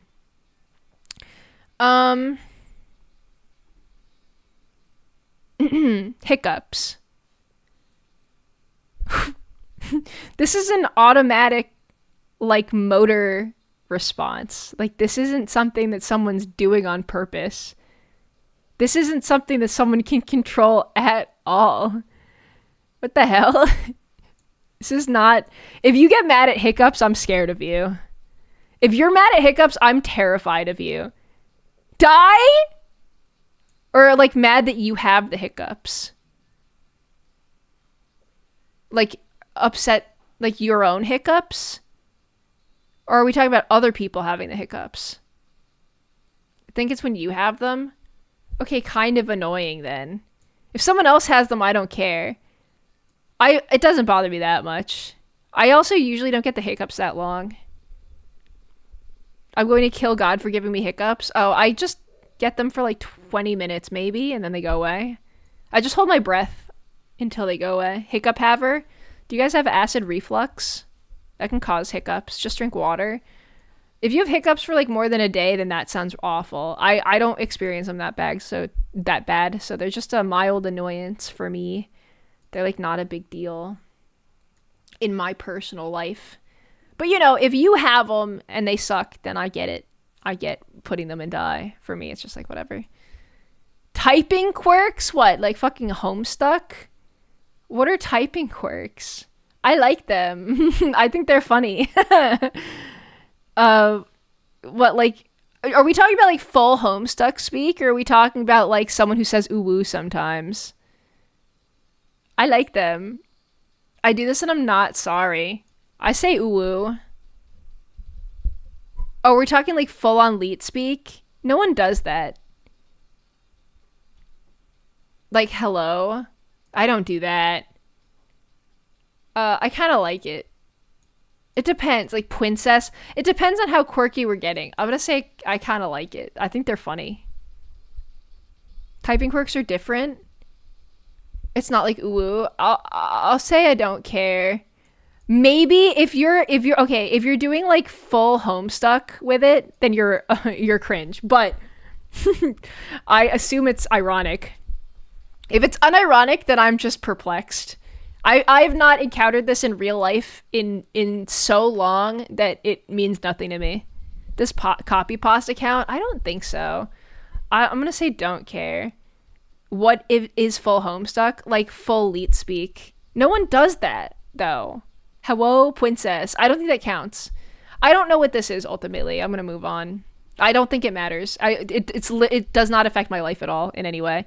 Stupid internet comments. They're pretty bad, but they do give me a lot of entertainment, is the thing. These make me lose faith in society as a whole. And like, I know I'm a like average intelligence, but they make me feel so smart, and like so many people are so dumb, even though that's not necessarily true. They make me sad in the sense that like what like society, you know? But also they are kind of funny. Do you know what I mean?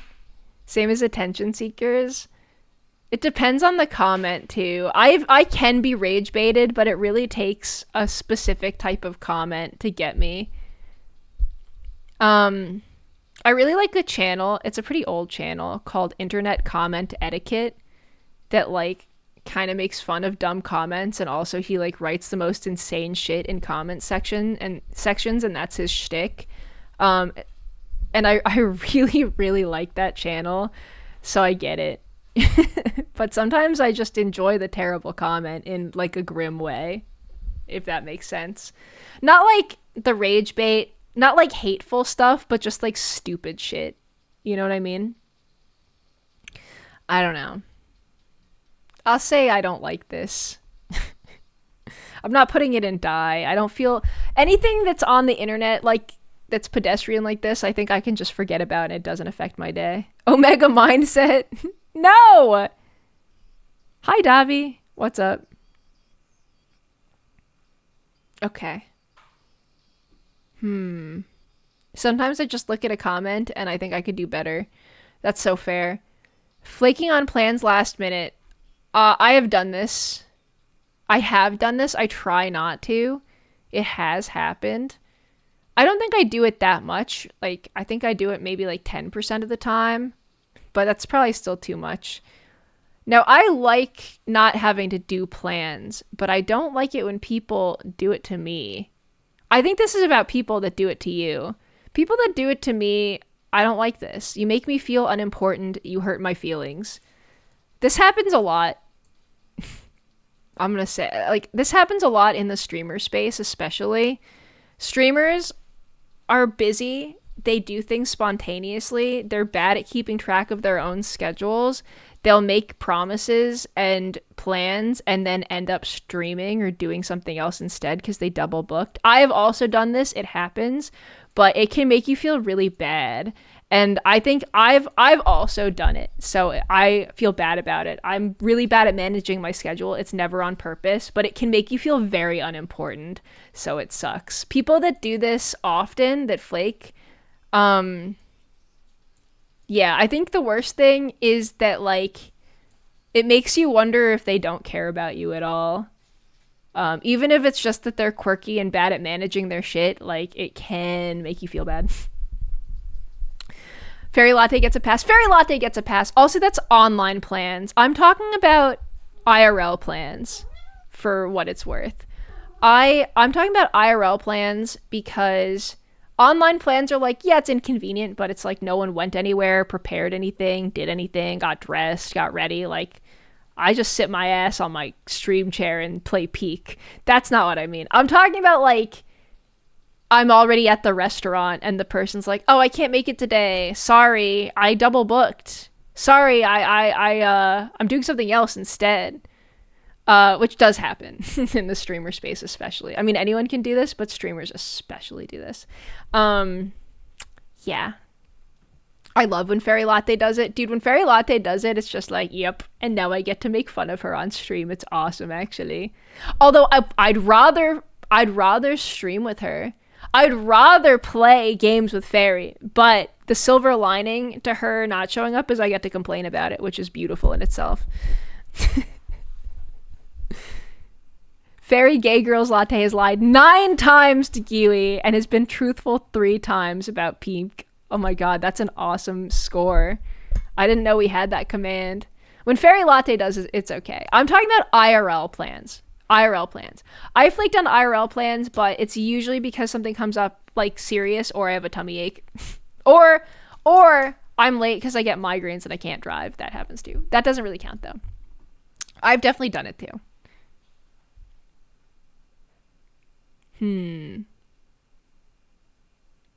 Love when pushes you into playing Peak as well. Always amusing. Yeah, she can manipulate me into playing Peak pretty much whenever. Body odor, bad hygiene. I'm sorry, but this I cannot abide either. Body odor is nauseating, unfortunately. I feel bad for people that don't know any better. And I might like people that have bad hygiene. Like, I've had friends when I was, like, young that were stinky, you know? Like, especially in the nerd space. I've had stinky friends where I had to just be like, dude, you need a shower. But, and I really liked the people, but, like, I think as an adult and being in a shared public space, similar to spitting, like, you're affecting other people around you. Being stinky is pretty bad. It also makes me not want to be around you. Guys, we should be showering every day. Yeah, every day. Every day. You don't have to wash your hair every day, but you gotta shower every day. Sorry. If you haven't... listen. Every day. I'm sorry. Unless you have, like, the most, like, intense deodorizing, like routine of all time. Every day. You gotta wash your pits every day, at least. And no shirts twice in a row if they smell like anything. I'm sorry, I don't make the rules. I don't want to sound like a bitch, but oh my fucking god, there's a guy I have to walk behind in a windy area, and the smell is like a windy aura. As he always wears the same clothes. Yeah, I think sometimes it's clothes that smell really bad, like unwashed clothes. Every day. I know, chat. I'm sorry. I use a deodorant stick. That can be fine. As long as your clothes are clean and you're deodorized, it's probably fine. But I think every day is ideal. But I'm also like a big showerer. Also, I watch TikToks in there, so I'm in there for a while. I love wasting water. Yay! Oh, yay, hardly get to catch one of these streams. Nice teeth, dude. Hey, thanks. I brush them. I brush them every day, twice a day. We love a clean wormy, true. Water wasting. I'm California's #1 water waster, guys. When we run out of water here, you'll have one guy to thank, and it's me. I'm sorry. Just smell your pits to see if you need a shower. No, that doesn't work, Nexon, because, I mean, sometimes it works, but some people are blind to their own stink, I think. Because there's some people out there in the world that smell so rank, and I think the only way that they could be out there smelling like that is they genuinely can't smell it. And also you get nose blind to smells that you're around all day. You just need to sniff your butt. Dude, I can't reach. I can't reach. I always smell like me, so that doesn't work. I don't know. You become nose blind to things, true. Yeah. Anyway, guys, don't forget to shower. And wash your clothes. Dirty clothes can smell really bad. And dirty hair. If you don't wash your hair at least once a week, it can get really stinky. What if you like your musk? Dude. No one else does. Stop it. Stop that shit. Tight long sleeves? Tight long sleeves is one? I need a shower tomorrow. Let's freaking go. Does anyone have this pet peeve? You hate this? Guys, I actually really like tight long sleeves. I like it. I like the way that it encases my arms and wrists. I think it feels good. I like tight long sleeves. Somebody upset Jean. Dude, Jean hates tight long sleeves. I like them. Jean, why do you hate them? Why? I guess the restriction? The restrictive nature? Sleeve them up? Suffocating? I could understand that. I happen to like it, but I could understand not liking it. I like how it feels. I feel like my arms are protected. Like sausages encased in a sausage lining. And I like that. I don't know how to describe it. I feel so uncomfy. And the feeling, I like it. My arms are like little sausages enclosed in the tight sleeves. Safe and warm. I like them.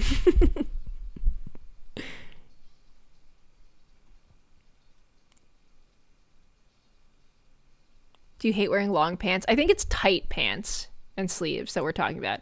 I don't mind either, honestly. It doesn't bother me. Sausage is accurate. Yeah, like I mean like that cling wrap tightness. Like it doesn't bother me. I like it. What's part of the worm should the sleeve be on? Well, it's more like a snood. Belt loop catching on door handle. This is just embarrassing. It's not. Also, this doesn't happen to me. This doesn't happen to me like on average. Like this has happened to me like maybe 3 times in the last year. 2 times in the last. Like this has not happened to me. I don't. It's mildly embarrassing. I don't care. I think it's a little like, oh, oopsies. I've never had this. I don't have this happen to me. Clout chasers? I don't like them. I don't like clout chasers. I think it's hard to spot a true clout chaser, to be honest. I think that, like, it's kind of a boogeyman word that, like, could be thrown at literally anyone in any kind of public media space. So I think it's kind of like a very vague and nebulous concept. Like, yes, clout chasers are bad, but also like, how do you spot one versus someone you don't like that just kind of seems like they might be one? You know what I mean? They're the same as attention seekers. I agree. I just think it's hard to spot one. It's hard to spot one. Like, sometimes it's really easy. Sometimes you see someone and you're like, yeah, they're fake as fuck. But I don't like them. Clout chasers and attention seekers are different. Attention seekers cause a scene, and clout chasers lie about liking people to get places. I think that it's different, but at the end of the day, I guess it is about getting more attention. I think the problem with clout chasers is they don't care about you. They just care about what you can do for them, and that sucks. They're siblings. Yeah, there's similarities because the end goal is still attention, but they're just different ways of getting attention. But at least a clout chaser might be polite to get what they want versus an attention seeker causing a scene. But ultimately, they're both manipulators. It's true. And bad behavior, in my opinion. Puns. Fuck you. I don't like it. Unless I make one, then they're awesome. If I make one, it's awesome. If anyone else does, you're fucking dead, kid. You're fucking done. I don't do them often, but when I do, they are bad. And when you guys do them, or anyone else around me, death. Bad. Very bad. Shame on you all. Puns are the best ever? Nope. They're not actually, Millie. Dishes in the sink. Dishes in the sink. I don't care. Well, I think they're gross. I'm gonna make a new one. I'm gonna make a new one, guys. Wait. I'm gonna need to change all these colors. I'm just gonna put one that's like disgusting. No, hold on. A row below. I'm just gonna put one that's like gross.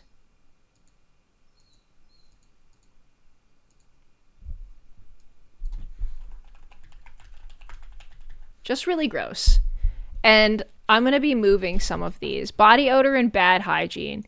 Just really gross. And then I'm gonna say spitting in public. Just super gross. I'm gonna say dishes in the sink are just gross. Like, I have some in my sink, but I don't like them. I think they're gross and they gross me out. And that's why Ross is the dishwasher in our household, because I don't like touching the slimy, dirty dishes. They actually, ugh. There's something about slimy, dirty dishes. I just can't fuck with them. Ross likes washing dishes, so this is awesome for me. Nose picking. True. Where did I put nose picking? Chewing with mouth open also goes in just really gross. Where is this? Where did I put it in? Nose picking. Yeah, I just think that this is like the physically, just really physically gross to me. Like, this is an ick. This is a physical ick more than like a moral thing, I guess. Physical ick, not necessarily a moral connotation, but like, ew, you know? Tight long sleeves belong there. Gene, I think you need to get over it, man. I think that tight long sleeves are actually awesome. They make your arms feel so safe. Yeah. Okay. We needed that category, I think. Okay. Not keeping secrets. I don't like this. Obviously, I think everyone has spilled a secret. If anyone tells me a secret, there's a 99.9% chance, unless it's like crazy, like dark and personal, I'm telling Ross. I'm telling. They say don't tell anyone. I'm like, I'm telling Ross. I'm sorry. I'm telling Ross. I think this goes for 99% of partners out there in the world. If you're not cool with the partner knowing, I would advise not telling them, because I'm going to squeal like a pig immediately. I'm going to go home. I'm going to squeal. I'm going to tell Ross immediately. Unless it is a very, very personal, deep, dark secret, then I would not squeal. But most secrets aren't that. Most secrets are like little things, and I'm squealing. But only to Ross, and he won't tell anyone. But unfortunately, that's just where it's at. I don't like it when people tell my secrets, but it's also a fact of life, and it happens to me all the time where I find out my secret has been told to someone, and I'm like, yeah, that makes sense. Do I like it? No. Does it happen? Yes.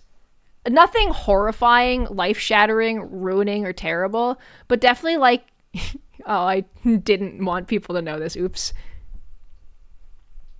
Giwi, I have a secret, and you can't tell anyone. I'm telling Ross. I'm telling Ross right now. If it's like, don't tell mom, I don't like her meatloaf versus I think I'm going to move to Sweden to get away from my family. Oh, well, that's like a safety thing. I'm just talking about like trivial little like, okay, don't tell anyone, but I did this thing. It was like bad. And then I'm telling Ross. You have a secret. I like boys. That's a secret? Well, now I'm telling Ross. You have a secret. I love you all. That's not a secret. You've said it before, but that's really nice. I don't like when people say everything you tell them to others that you didn't want. No, I like don't people that tell your secrets obviously do not. You have to simply just not. You don't trust them with your secrets anymore, right? On the other hand, I am telling Ross, but I'm not telling anyone else. But I don't like it when people tell my secrets. But also it happens. It's not going in the die category because it's just so pedestrian. It happens all the time. But, like, it's bad. They shouldn't. But they're going to. Giwi, I have a secret. I really like spiders. Everyone, guys, stop telling things that aren't secrets. I'm not even going to bother telling Ross. You're not giving me anything juicy to work with. Okay. Ass kissing? Kind of annoying. I don't know. If I notice it, I'm like, okay. I just roll my eyes. Whatever. Depends on who's getting their ass kissed and if I hate them or not. If someone I hate is getting their ass kissed, I go, oh, brother. But otherwise, I'm like, whatever. Micromanaging. I hate this. Micromanaging. Fuck. Actually, die. Actually, coming from a corporate job, die. Actually, die. I've changed it. Fuck you. Fuck you, micromanagers. Fuck you, one person at my last job who used to watch my streams and monitor my stream hours to see if I was overtired or not. Freak, weirdo. Corey Seba, holy shit, thank you for the 10 gifted. Thank you. Corey, that's so sweet of you. 10 whole gifted, a goat in my chat. Thank you. Damn. Appreciate it. Also, Nudes Dube 69, thank you so much for the cheers. Holy frick, big gifties, thank you guys. Woohoo! Corey is going wild today. Very, very generous, thank you. Please say psych right now, Giwi. About what? I did have a freak at my last job that monitored my stream hours. I have a good idea of who it was now, too. And I don't like them. I don't like them at all. I think they're an asshole. I think they had it out for me for some reason, but I think it was weird. And also they tried to micromanage like my file like structure and stuff to the point where I was like, okay, I'm actually going to go insane. But yeah, I don't think they're watching anymore, but dude, that was fucked up. It was actually so fucked up and it made me really mad. So I'm putting it in the die category.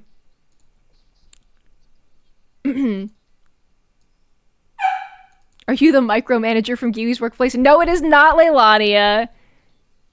It was weird, though. It was weird, champ. Very unprofessional, I would say. But also micromanaging, even on a professional level, is so unnecessary and makes jobs so much less pleasant. So I just think it's a mistake. Ochi is barking.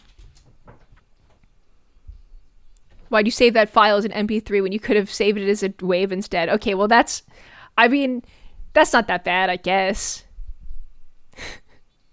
I remember when I was younger, my mom and aunt were theorizing if my cousin liked someone. I told them because I felt bad keeping it from them and somehow got back to them and they were pissed. Well, yeah. I mean, that's ultimately, in the grand scale of things, not that big of a secret. But also, I bet they were really embarrassed at the time. Embarrassing secrets getting shared sucks, for sure. And that's why I don't tell anyone my deep, dark secrets, except for Ross, because he's a fortress. I don't tell anyone my craziest, deepest, darkest secrets, except for Ross. Ross knows them. But also, like, You can't trust no bitch, all right? Something you guys need to know about the world out there is trust no bitch, okay? Don't give anyone ammunition to put in a gun that they can shoot you with, ever. Don't trust like that, unless it's earned. Ever. Truth. Don't ever give someone the bullets to put in a gun and shoot you with unless you trust that they would never shoot you with a gun. And you need to have a lot of knowledge to know if they would do that or not. Even your mother, depends on the mother. Keep your mouth fucking shut. That's right, zip it. Save it for therapy, buddy. I'm the most guarded motherfucker out there, so maybe I'm like not the best example. But watch your backs out there. Can't trust no bitch. My mom would shot me. Yeah, my mom probably would too. Not you, me. Okay. Being fucking stupid. This is crazy. This is actually insane. Let your walls down, Giwi-chan. Absolutely not. I will not be I'm putting up more walls. I'm building them now. Being fucking stupid is so funny. You die. If you're fucking stupid, fuck you. Asshole. Especially if it's on purpose. Pissing me off. I'm a little stupid. That's different. We like that. Being fucking stupid is such a funny one because it's like, yeah, you're pissing me off. Always complaining. I do this and I'm not sorry. I do this and I'm not sorry. And I like being around other people that complain. Now, it can't be like real complaining where you're like harshing the vibe. But I'm sure to someone out there, my personality is harshing the vibe. And they think that I'm the biggest negative Nancy in the whole world. And they think that I'm ungrateful. And I'm a chore to be around. Like, I know as a chronic complainer, there's someone out there that thinks that I'm the biggest, most annoying asshole in the whole world. But you know what? That person's boring, I think. I don't think I would like someone that can't tolerate any complaining. That's called toxic positivity, and I don't like that. I like toxic negativity instead. My least favorite fan, thank you so much for the 5 gifted. Thank you. Woohoo! Holy moly! Thank you so much, my least favorite fan. You're not my least favorite. You're not. That's just your name. I feel bad. I've had so many people with names that make me feel bad saying them at you. You're so kind and generous. You're not. But you are, though. But you're not. You know what I mean? Thank you. Also, my dog is barking. I think he's just bored. He wants to see the big rat, but we have bad news for him. Being a negative Nancy is better than being overly positive IMO. Ideally, okay, I like to imagine that when I complain, it's in good fun. It's like for sport. Like, like it's hating for sport. Like as a hobby. And I'm not trying to actually make anyone feel bad or like harsh the vibe. Maybe it does happen sometimes. But for me, I just think it's like jaunty, you know? And I like being around other people that like to complain too. But not to ruin something, just to like make light of something that's not good that you're dealing with. You know what I mean? Alleviate some of the stress of something dumb or not good that's happening. Giwi is a true New Yorker. Yeah. Like, I vibe with other people like this. But again, I know there's people out there that genuinely think complainers are complete energy vampires, and I don't think that they would fuck with me, and I probably wouldn't fuck with them either, if I'm being so real. A lot of like woo-woo, like LA only positive vibes type, well, I don't like them anyway, so I don't care. Here I am complaining about them. They would hate that. It's kind of a snake eating its own tail. Moving on. I do this, I'm not sorry. Snoring. Kind of annoying, but also I don't care. Kind of annoying, but I don't care. Ross snores a little bit. As long as it's quiet enough for me to sleep, I don't care. If it's loud though, and I can't sleep through it, then I'm pissed off. But I just think it's kind of annoying. My first roommate in college was a snorer, and I also hated her, and she was a huge bitch, so I didn't like it. But Ross snores a little bit, and I don't really care. So I think it's just a case-by-case basis. # sleep apnea. Yeah, I don't really care. I love a good snoring cat. Oh my god, cat snores and dog snores are so cute. I'm such a light sleeper. The bad snoring needs to be met with death. Dude. I get it, but I'm a heavy sleeper, so not my problem. It doesn't affect my life that much. It's okay. I'll be fine. I don't care. It has to be so loud for me to, like, get angry. Spoiling media, die. Media that I care about, die. Do not do this. Evil and bad, die. Die category, evil, bad. This is so devious, selfish. Devious and selfish. If it's something I don't care about, I'll let you know, like, it's chill. But if it's something I care about, it's robbing me of getting to experience it for the first time is evil. It hurts so bad. But people know this. This is such a known evil thing to do. Die. Bare feet. Kind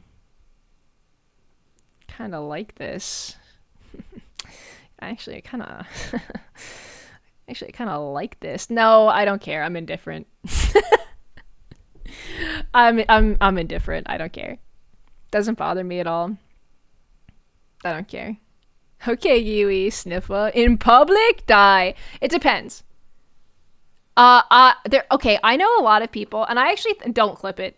Don't. That was a joke. It was for comedy. It's called comedy. It's called comedy, sweaty. Ever heard of it? It's called a joke. It's called a joke. It's called a fucking joke. Okay. So I know a lot of girls, especially, I knew growing up would talk about how they were really grossed out by feet and they thought that feet were disgusting and they look like freakish and weird. And I don't really get that at all. Like, to me, a foot is just like, it's like the thing that you walk with. Also, as an artist, it's just like a hand. I don't care. Some people are really grossed out by feet. That's not me. Some people get really horny when they look at feet. No, also not me. Feet artist Giwi. Yeah, I like to draw all the wrinkles on the palms of the feet. You know what I mean? Like, I'm fascinated by them, and stink lines too. No, some people... I'm feet neutral, and I don't feel any specific way about them. Now, I don't like dirty feet. If they're, like, covered in dirt or whatethe, that's gross. Or, the toenails are really poorly kept, like, that's gross. But a normal foot in a flip-flop, fine. A normal foot, I don't care. Now, if you have your bare feet out in public transit, then you need to die. Now, if you have bare feet out in public transit, you need to be killed and have your feet confiscated permanently. But I'm just talking about feet existing. I'm going to put them in, I don't care. And I would never have bare feet out at, like, an airport, in an airplane, in a bus, in the subway. Now, I've worn flip-flops in the subway, and I regretted it instantly. Not because of any moral reason, but because a rat ran across my foot. And that's why I wouldn't recommend bare feet in any public transit or the airplane. But, yeah. That's how I feel about it. Foot neutral. Bad in public transit for everyone. Yourself, it's a danger to yourself and to me. Hear me out. Bare feet in a public bathroom, you're getting a fungus. You're getting a fungus. Shanks. True, Shanks wears flip-flops and his feet look beautiful. But it really is context dependent, guys. It's context dependent. All right. Untrained pets. Guys, I'm gonna be honest with you right now. I have an untrained pet. I'm that bitch. I do this and I'm ashamed. Ochi is not the best trained dog out there. I might have gone wrong with him a little bit. Now, he's not dangerous, aggressive, but he does jump on people, which is really embarrassing, like pretty much routinely. And if he gets even a crumb of attention from a stranger, he immediately jumps on them. He gets really excited. Like, he loves strangers and he likes most other dogs, but I have not been able to train jumping. He also jumps on people really intensely and harshly and, like, runs in circles when people come to the house. I have not been able to train this out of him. I don't know what to do.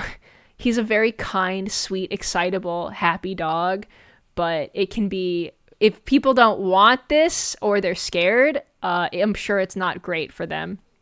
Also, one time I was at a fried chicken restaurant with him in line, and he stuck his nose in someone's, like, ass crack, and it was really embarrassing. Yeah, Ochi, I am talking about you. That was bad too. That was my bad.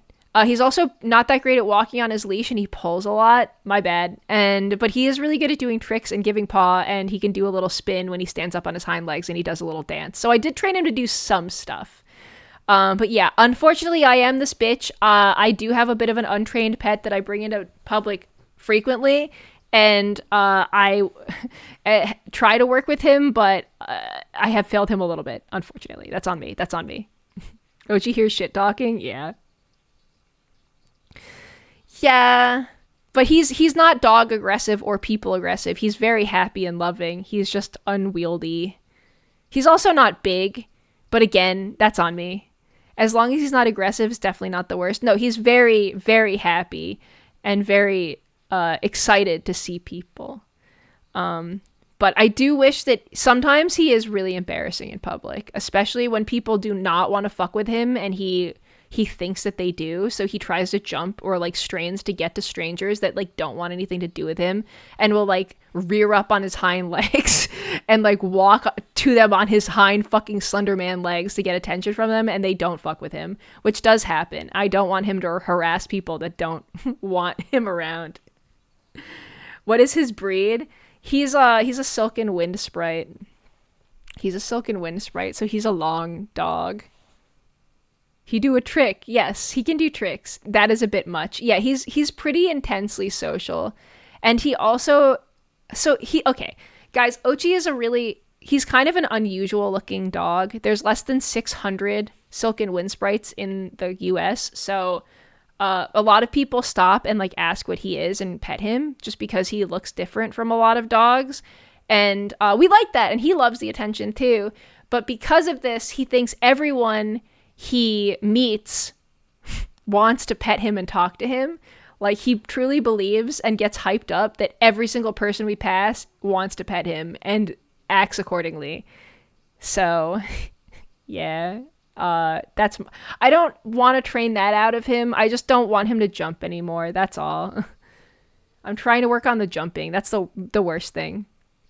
We have to train my grandma's dog, Lana, to stop jumping because she has low platelets, so she'd bruise or bleed really easily. Yeah, that's dangerous. Again, Ochi, one time, the worst case of this was Toma came over, and Toma's a very petite and cute and short girl, and when Ochi stands up, he's her height, and he's jumped on her and like she was wearing like a crop top, and he like scratched her. His nails like got her on the stomach, and she had like a scrape, and I was like, and she looked scared too. I felt so bad. Like, that should not happen. That was not good. Anyway, I do this and I'm ashamed. Hi, Ochi. Ochi, I'm talking about you, bud. Yeah. Yeah. Ochi is about as tall as Toma on his hind legs. So I gotta work on that. That's on me. Good night, Humble. Sleep well. Thanks for hanging out. Okay, bad spelling and grammar. I do not care at all. I don't give a fuck. I also don't have the best spelling, so I don't really... I rely on spell check often. I do not care about this. Maybe if I'm reading like an academic paper or something really important, and I might get a little nervous, but in casual day-to-day, who cares? Also, spelling errors can be funny. Who is Toma? She's another VTuber. She is my friend and a VTuber. But also she lives locally, so we have hung out. Asking for advice and then not taking it. This is annoying, but also a fact of life. Following advice is hard. Following advice is hard. I'm just going to say kind of annoying because I think everyone does this. It's frustrating, but it's pretty common. I definitely think that there's like a level of like, okay, I asked for your advice and I didn't do what you said because I did something else, and that's fine. Who am I to tell you what to do? I'm just giving my opinion. However, I have had to cut off friendships, and this is a very small group of people that like, it's not just normal advice. It's like someone that constantly bangs their head against a wall and gets themselves into horrible, horrible, dangerous situations, and then they ask you or they vent to you and you tell them why it's dangerous and bad, and they go, oh, thanks, and then they go and do the exact opposite over and over and over again. And I can't stay friends with people that do this. But that's less about not taking my advice, because again, like, who am I to tell people what to do, and more about someone that cannot, like, I just can't stand by and watch someone put themselves at risk over and over again when they know better forever. You know what I mean? A couple of times, sure, but if it never changes, I can't just stand by and watch it. I give up after a while. Yeah, my mother's like this. She lacks so much common sense. I think everyone has someone like this in their life where all you can do is watch and shake your head. But I've had friends that like, or now ex-friends, where it was just so self-destructive that I just couldn't keep watching it. And I wasn't helping either. So, what do you mean ass kissing? Why is that on the list? Well, what? I don't like watching people kiss other people's butts. Well, sometimes I do, but that's different. Also, like those people that date each other from Fortnite. Yeah, also people that date each other from Fortnite. Okay. All right. Pushing people's boundaries. People that do this on purpose for the sake of pushing boundaries, like just to do it, die. If they're doing it out of like to be kind, out of a sense of goodness, I don't care if it's like a healthy boundary. But if people are doing it just to get a rise out of you, I'll say I don't like this, but it's toxic. Alt-Rive? Dude, that is Alt-Rive. It depends on the boundary. The thing about Alt-Rive, guys, is, okay, there's like troll, haha, silly boundaries, and then there's like real boundaries. I'm talking about real boundaries. I'm not talking about like silly, haha, funny joke boundaries. I'm talking about actually trying to make someone uncomfortable on purpose. I mean, like, in a real way, not like a funny joke way. I don't think he qualifies as this even. Actual boundaries is bullying. That's what I'm talking about. Using expired internet slang. I do this and I'm not sorry. I'm going to keep doing it. I do this and I'm not sorry, and it's time for the great meme reset. Exactly. YOLO! True. 6-7. I'm going to keep doing it. I'm not sorry. I don't apologize for this. Picky beggars. Picky beggars are actually annoying. Not die annoying, but definitely like, dude, are you fucking serious? It's so annoying. Is 6-7 already out? Yeah, sorry guys, 6-7's out. It's about 6-1 now. Picky beggars are crazy. They'll be like, can I have this thing that they're not entitled to? Then they get it, and then they go, not that. I don't want that. This pisses me off, actually. Picky beggars actually piss me the fuck off. I've had this happen to me.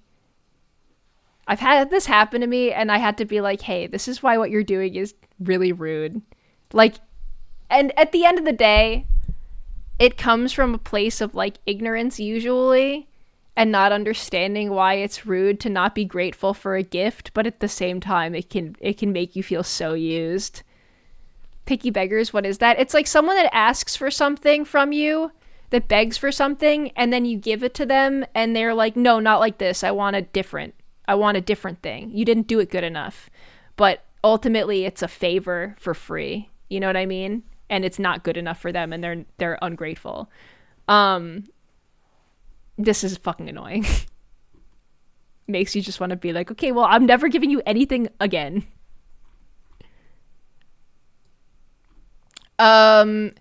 Teasing other people's interests. If it's in light heart and you're friends, it's fine. If you don't know them, if it's for content and it's like really light, it's fine. If it's something that's real and it's a soft spot, it can really go wrong. I think I'm guilty of this. I think I'm not like playfully mean to people I don't know unless it feels super, super safe. Just because I think I do have a problem, not a problem. I do think that like I tease for sure, and I can play a little rougher than people I don't know. So I try really hard to not cross these boundaries, and also I don't like these boundaries being crossed with someone I don't know that I don't know we have mutual respect, so I get it. But like it's hard to know the threshold on this, especially in streaming. Okay, our sadistic Giwi. No, I just like to joke around, but I'm sure that I've hurt people's feelings in the past. So, maybe this, but also it's bad. It's poor form, but I think I've done this. I think I'm better, but it's something that I'm wary of. And I don't mean it, but you can hit on a sore spot. It's dangerous. It's dangerous. Worst time for ads. I hate my wife humor. Dude, it's funny when I do it. I'm making a new category. I'm making a new category. Wait. This needs a new category.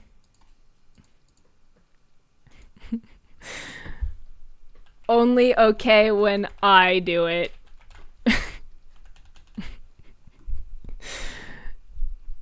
Where's I hate my wife? Where did I put I hate my wife humor? Here. Only funny when I do it. What else is only okay when I do it? Add puns to that? True. Where I put puns? Only okay when I do it. True. Shit's toxic but can be funny as hell in the right context. True. But it can be bad also.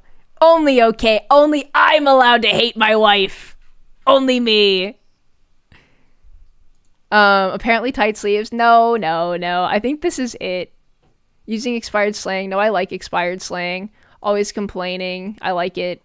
Okay, I think this is it for only okay when I do it. Okay. Overtly lewd-minded. I don't care. I'm a VTuber, dude. If I didn't like overtly lewd-minded VTubers, I would have to get offline. I don't care. I don't give a shit. As long as they're funny, I don't give a fuck. Okay. Also, I've definitely been disgusting on stream. I'm not delusional. Line cutting. Line cutting is bad. I don't like this. Pisses me off. I'm not gonna say die, but it's pretty bad. It does make me mad. It does absolutely piss me off. Although I'm the type of person to be like, hey, I was in line. What are you doing here? I usually call out line cutting. So it's die offensive. I don't like it. I'm usually gonna be like, if they ask permission, I don't think that's line cutting. If someone's like, hey, I'm sorry, I was here with my friend. Do you mind if I join my friend here? They were holding my spot. Like, I'm like, whatever. But I'd never cut lines, ever. But I don't consider it the same offense of the die category, even though it does piss me off. Especially in the moment. Afterwards, I'm like, whatever. But like in the moment, I do see red. Always asking for money. I've had friends like this. Kind of annoying. I've had friends that like always ask for money and never, they said thank you in the moment, but they like never paid you back. That's kind of annoying.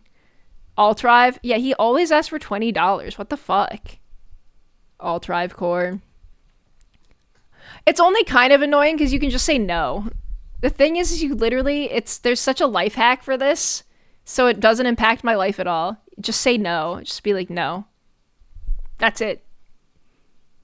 They can't have your money unless you give it to them. You just say, nope, sorry. Can't. Easy. Not apologizing. I think that people that cannot apologize cannot have meaningful relationships. They can't. Because they can't problem solve. So I'm going to say, I don't know where I'd put this. I don't People that don't apologize, I don't want them to die, but I also don't want them anywhere near me ever. I never want to be close friends with them. They're out there. They're out there right now. There's so many people that can chronically never apologize, and literally all you can do with them is hope you never have even a minor disagreement because your relationship with them will be over. It's crazy. I'll put it in a don't like this. I can handle non-apologizers. I will just never consider them a friend. Or like a real friend. You know what I mean? It basically is like an automatic, like, okay, well, we can never have a real friendship. That's too bad. That's what I'm internally trying to get better at. I fear by the time I go, I should apologize, the moment has passed, and I'm just bringing up old beef. Oh, no, I don't think I think that an apology that's too late is still fine as long... Like, here's the two things that happen, is they say, thank you for apologizing. Or they say, oh, you don't need to apologize for that. I don't care. It's past. Either way, you're off the hook. I don't think that a too late apology is ever that bad. I think you could still do that. I'm someone who apologizes too much, but I prefer being like this to never doing it. That's fair too. And again, like, being too apologetic for everything is also rough. But people that can never say sorry, like, their relationships suffer so, so bad. I just lost a 20-year friendship over their repeated inability to apologize, both small things and massive ones. Yeah, like, again, if something goes wrong, you either have to never acknowledge it again and pretend it didn't happen, and that scar tissue builds up forever, or it ends because you can't get past the thing that they can't apologize for, and you'll never get closure. Ochi, honey, come here. Oh, she's poorly trained. I told chat. Come here. But yeah, I can't fuck with non-apologizers. Apology without change is behavior is meaningless. Yes, but change is a lot harder than acknowledging that you did something wrong. Change definitely takes time. Like, yeah, over time, eventually it'll become clear if they don't actually plan on changing anything. But I do think that admitting that you're wrong is a step. Change is definitely, like, important, but harder to implement, and people make mistakes. But not even acknowledging that you did something wrong? Oh my god. Fuck no. Ochi, if you don't get in here right now, I'm gonna get you. Come here. Come here. You're not seeing the big rat man. Come here. He's barking at the cat, bro. Okay, maybe he wants to go out. I literally just let him out. Oh, then he just wants to... You want a bully stick, buddy? There's a bunch of shit on the couch, but I don't know what it is. Is that something? Paper towel? Oh, he must have found something out of the trash. No, it looks like a sandwich wrap. I don't think there's anything in it. Let's go out again, I guess. Well, Ochi is being naughty and bad, and he doesn't need to go out. Oh well. Alright, I'm back. Ochi will probably resume barking soon. Okay. Being late. I do this and I'm ashamed. I think that, like, for casual plans, it doesn't super matter if you're, like, 20 minutes late, as long as you give fair warning. I'm pretty chronically late to the point of it being bad. I do work on it, but I'm also horribly time blind. I try my best, for the most part. If it's super casual, then I feel less inclined to be, like, there on the dot, unless specify that we need to be doing that. But I'm super time blind. I miscalculate how long it takes me to do stuff. When I say I'm going to be there at a certain time, I genuinely believe it, and something always happens. But I feel bad about it. My friends understand. But it is very, very difficult for me to calculate how long something takes me unless I've done it repeatedly and I know exactly how long it usually takes me. I'm late to stream. I'm late to plans. I cannot calculate when this is going to... Unless it's, like, the most important thing in the world, chances are I'm going to fuck it up. But I try my best. Calling customer services? I don't care. Sometimes you have to call customer service. This is a reality of life. Why would I care about that? Products that don't work. This is fucked up. I mean, like, yeah, yeah, it sucks. I don't know. It's a scam. It's literally just a scam. That sucks. No backbone. No backbone. Kind of annoying. No backbone. I get it, but also it's frustrating to watch someone not stand up for themselves or others, so I'll say kind of annoying. Not a deal breaker, but not ideal. I'm so afraid sometimes I have no backbone. I think it's very common to be too anxious to stand up for whatever. I think it's super common. I think we've all been there. But it can be tough to see someone refusing or unable to advocate for the people in their life for themselves. And that's why I just put in kind of annoying. Like, it just sucks that it is that way sometimes. That's all.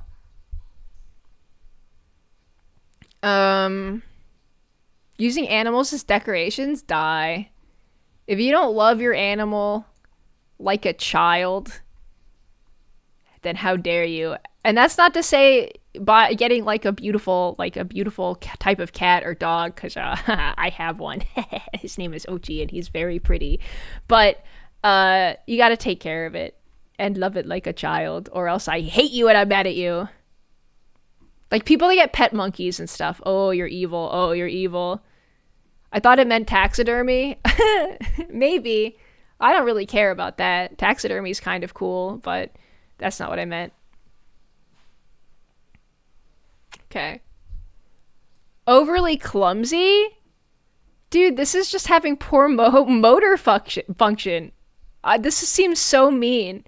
Again, this is their automatic nervous system. It's not their fault. Blaming someone for being clumsy feels so mean. No. Breaking someone else's property on purpose or by accident or overly clumsy. Hey, the German Newt Newt, welcome in. Breaking someone else's property. This is kind of annoying, but it really depends. It's die if it's on purpose, and it's kind of annoying if it's by accident.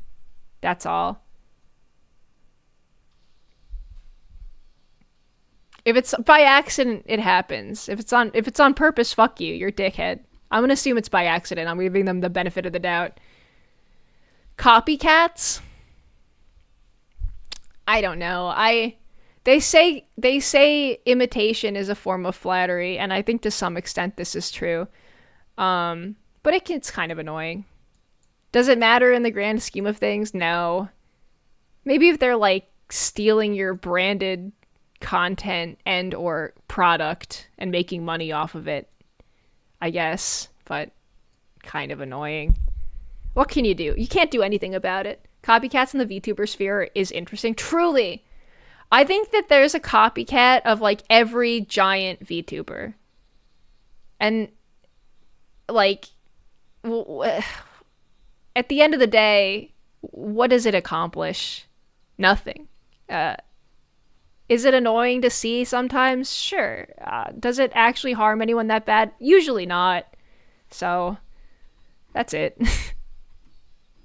What could, like, you know, copycatting versus plagiarism? I mean, there's a thin line between the two. It really depends on if there's a product being bought and sold, really. Then it gets into, like, copyright. It's genuinely not that hard to come up with an original. Yes, but also at the same time, there's like one of every type of VTuber at this point. There's a black hole VTuber. There's a worm VTuber. There's a this VTuber. There's a cat VTuber. There's a orc cat VTuber. Like, there's no such thing as a fully original concept, but there is definitely a such thing as someone ripping multiple themes and color schemes and outfits and branding and manners of speaking, where you raise an eyebrow and you're like, okay, buddy, maybe we could borrow from a couple other sources too. Maybe we could borrow from like 6 sources instead of 1 source, and then now you have something original. Crash out VTuber, true. What can you do? Sometimes it also feels like this is my OC, do not steal. So your mileage may vary on that one. All colors originate from light, so nothing is original. That's true. That's true. Obviously, I'm not thinking of anyone specific. I've just seen enough cases on Twitter where I'm like, okay, yeah, sure. What are you going to do about it, though? Licking fingers after eating, I don't care. Doesn't bother me. In fact, I do this. Actually, I do this. I do this and I'm not sorry. Sorry. If it's finger food, I'm smacking those fingies. Giwi, would you consider dad jokes a pet peeve? Absolutely. I do this. I'm sucking on those fingies, dude. Unfortunately. If I got Cheeto dust on them, all for me. More for me. Can't admit they're wrong. This is similar to not apologizing. I don't like this. I think that this is a friendship deal breaker. This is a friendship deal breaker. A relationship deal breaker for sure. Negging. Now, teasing is one thing. Negging, actually, like the pickup artistry negging, die. People that neg deserve to be publicly embarrassed for sure. It's flattery to us in the culinary industry. Oh, sucking on fingers? Okay, cool. Okay, cool. All right. Other people being late. It depends on how late we're talking. If it's over 30 minutes, then I'm annoyed. It depends on where I am, where they are, where we're meeting, and how late. Because, like, 20 minutes, I really don't give a fuck. 30 minutes, I'm like, okay, come on, man. If I'm in public, if I'm at my house, you can be as late as you fucking want. I don't care. Show up 3 hours late. I don't give a fuck. If I'm chilling at my home, be late. If I'm at a restaurant waiting for you, don't be over 30 minutes late. 40 minutes if you have bad traffic. I can handle that. 45. Kind of annoying. It depends on, okay, this other people being late depends on if I'm stranded or comfy in my own home.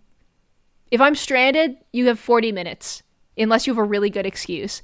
If I'm at home, I don't care. Show up when you want. At Grok, funny if it's a joke, not funny if it's real. I don't like this. I think that this is a brainlet move if you're doing it unironically. If you're doing it as a joke in like a chat, as ironically, fine.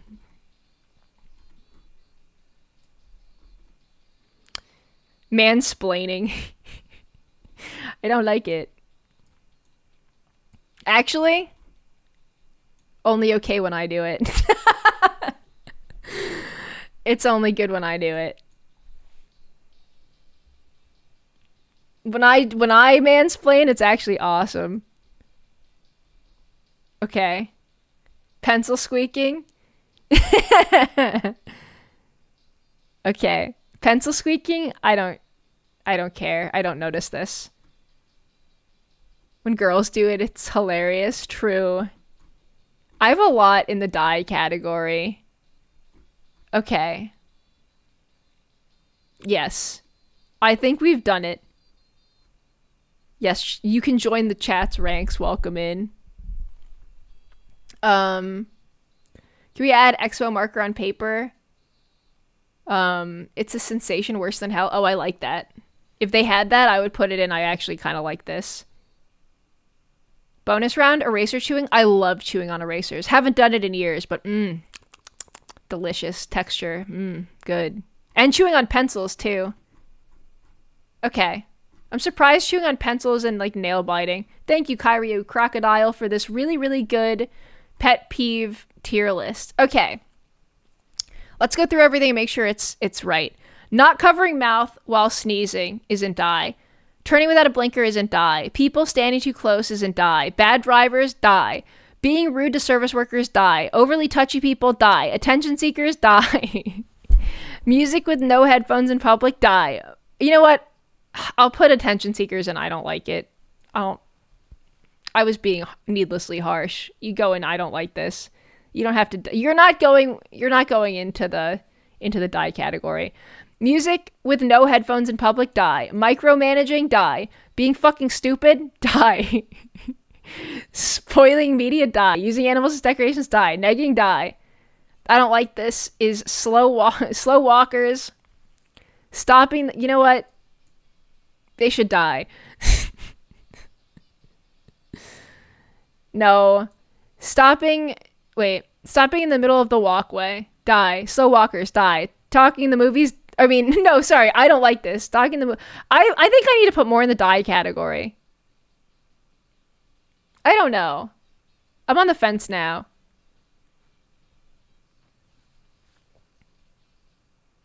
No, it's okay. Okay, so stopping in the middle of the walkway, slow walkers, no toilet paper, talking during movies, stupid internet comments, attention seekers, flaking on plans last minute, clout chasers, not keeping secrets, pushing people's boundaries, picky beggars, line cutting, not apologizing, and products that don't work, can't admit they're wrong, and grok.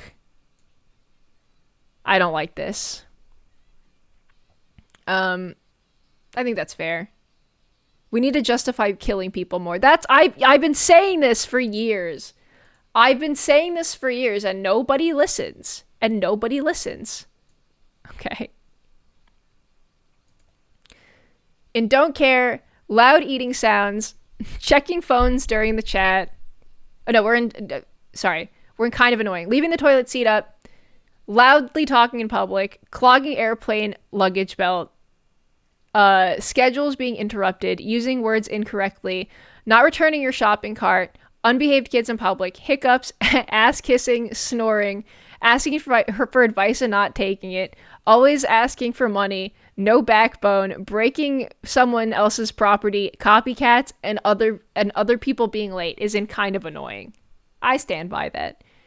Don't care is loud eating sounds, checking phones during chat, not covering your mouth while yawning, biting silverware, chalk, backseating, leaving the lights on, picky eaters, typing quirks, belt loop, catching on the door handle, which is who put this in here? Hold on. Webworth excuse me. I covered my nose. You guys won't catch anything. Bare feet, bad spelling grammar, overly lewd mindset, calling customer services, overly clumsy, and pencil squeaking, don't give a shit. I do this and I'm ashamed is talking over other people, not fully tightening lids, untrained pets, teasing other people's interests, and being late. These are all things that I absolutely do, my bad. I actually kind of like this. Cracking knuckles, chewing gum and popping, pen clicking, and tight long sleeves. This is all mostly stimming and tight shirts, which guilty as charged. I love stimming and tight shirts. What do you want from me? I do this and I'm not sorry. Leaving cabinets open, always complaining, using expired internet slang, licking fingers after eating. Yep, that's true. Just really physically gross is body odor and bad hygiene, spitting in public, dishes in the sink, chewing with your mouth open, and nose picking. I think chewing with your mouth open doesn't even bother me that much compared to these other ones. Only okay when I do it is I hate my wife humor, puns, and mansplaining. And that's true. I stand by that as well. Yep. And we've done it. With this, we have the definitive pet peeves tier list. Thank you, KairyuCrocodile. Okay, I'll save this. I saved it.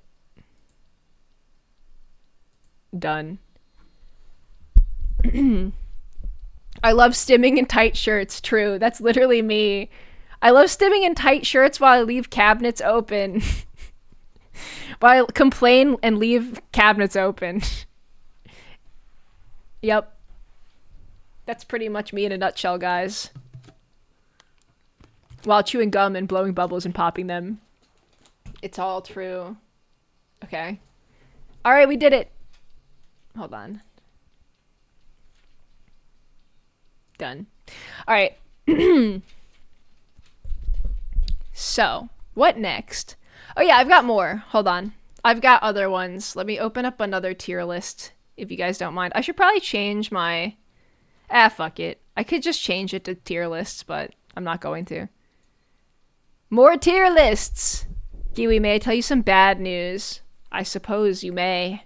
There's more? Yeah, we're done with pet peeve tier list, but now we're going to do another tier list. I was really confused by ass kissing for a second until I remembered what it meant. It means like sucking up to someone. It means like sucking up to someone, not literally on the butt cheek. It doesn't mean going ass to mouth, guys. Disclaimer, if you were going to do mine, do it last because it's huge. Okay. Well, we'll see. We'll see how far I get. This one was pretty long, but I had a lot of yapping to do and explaining. But I guess that's the nature of tier lists now.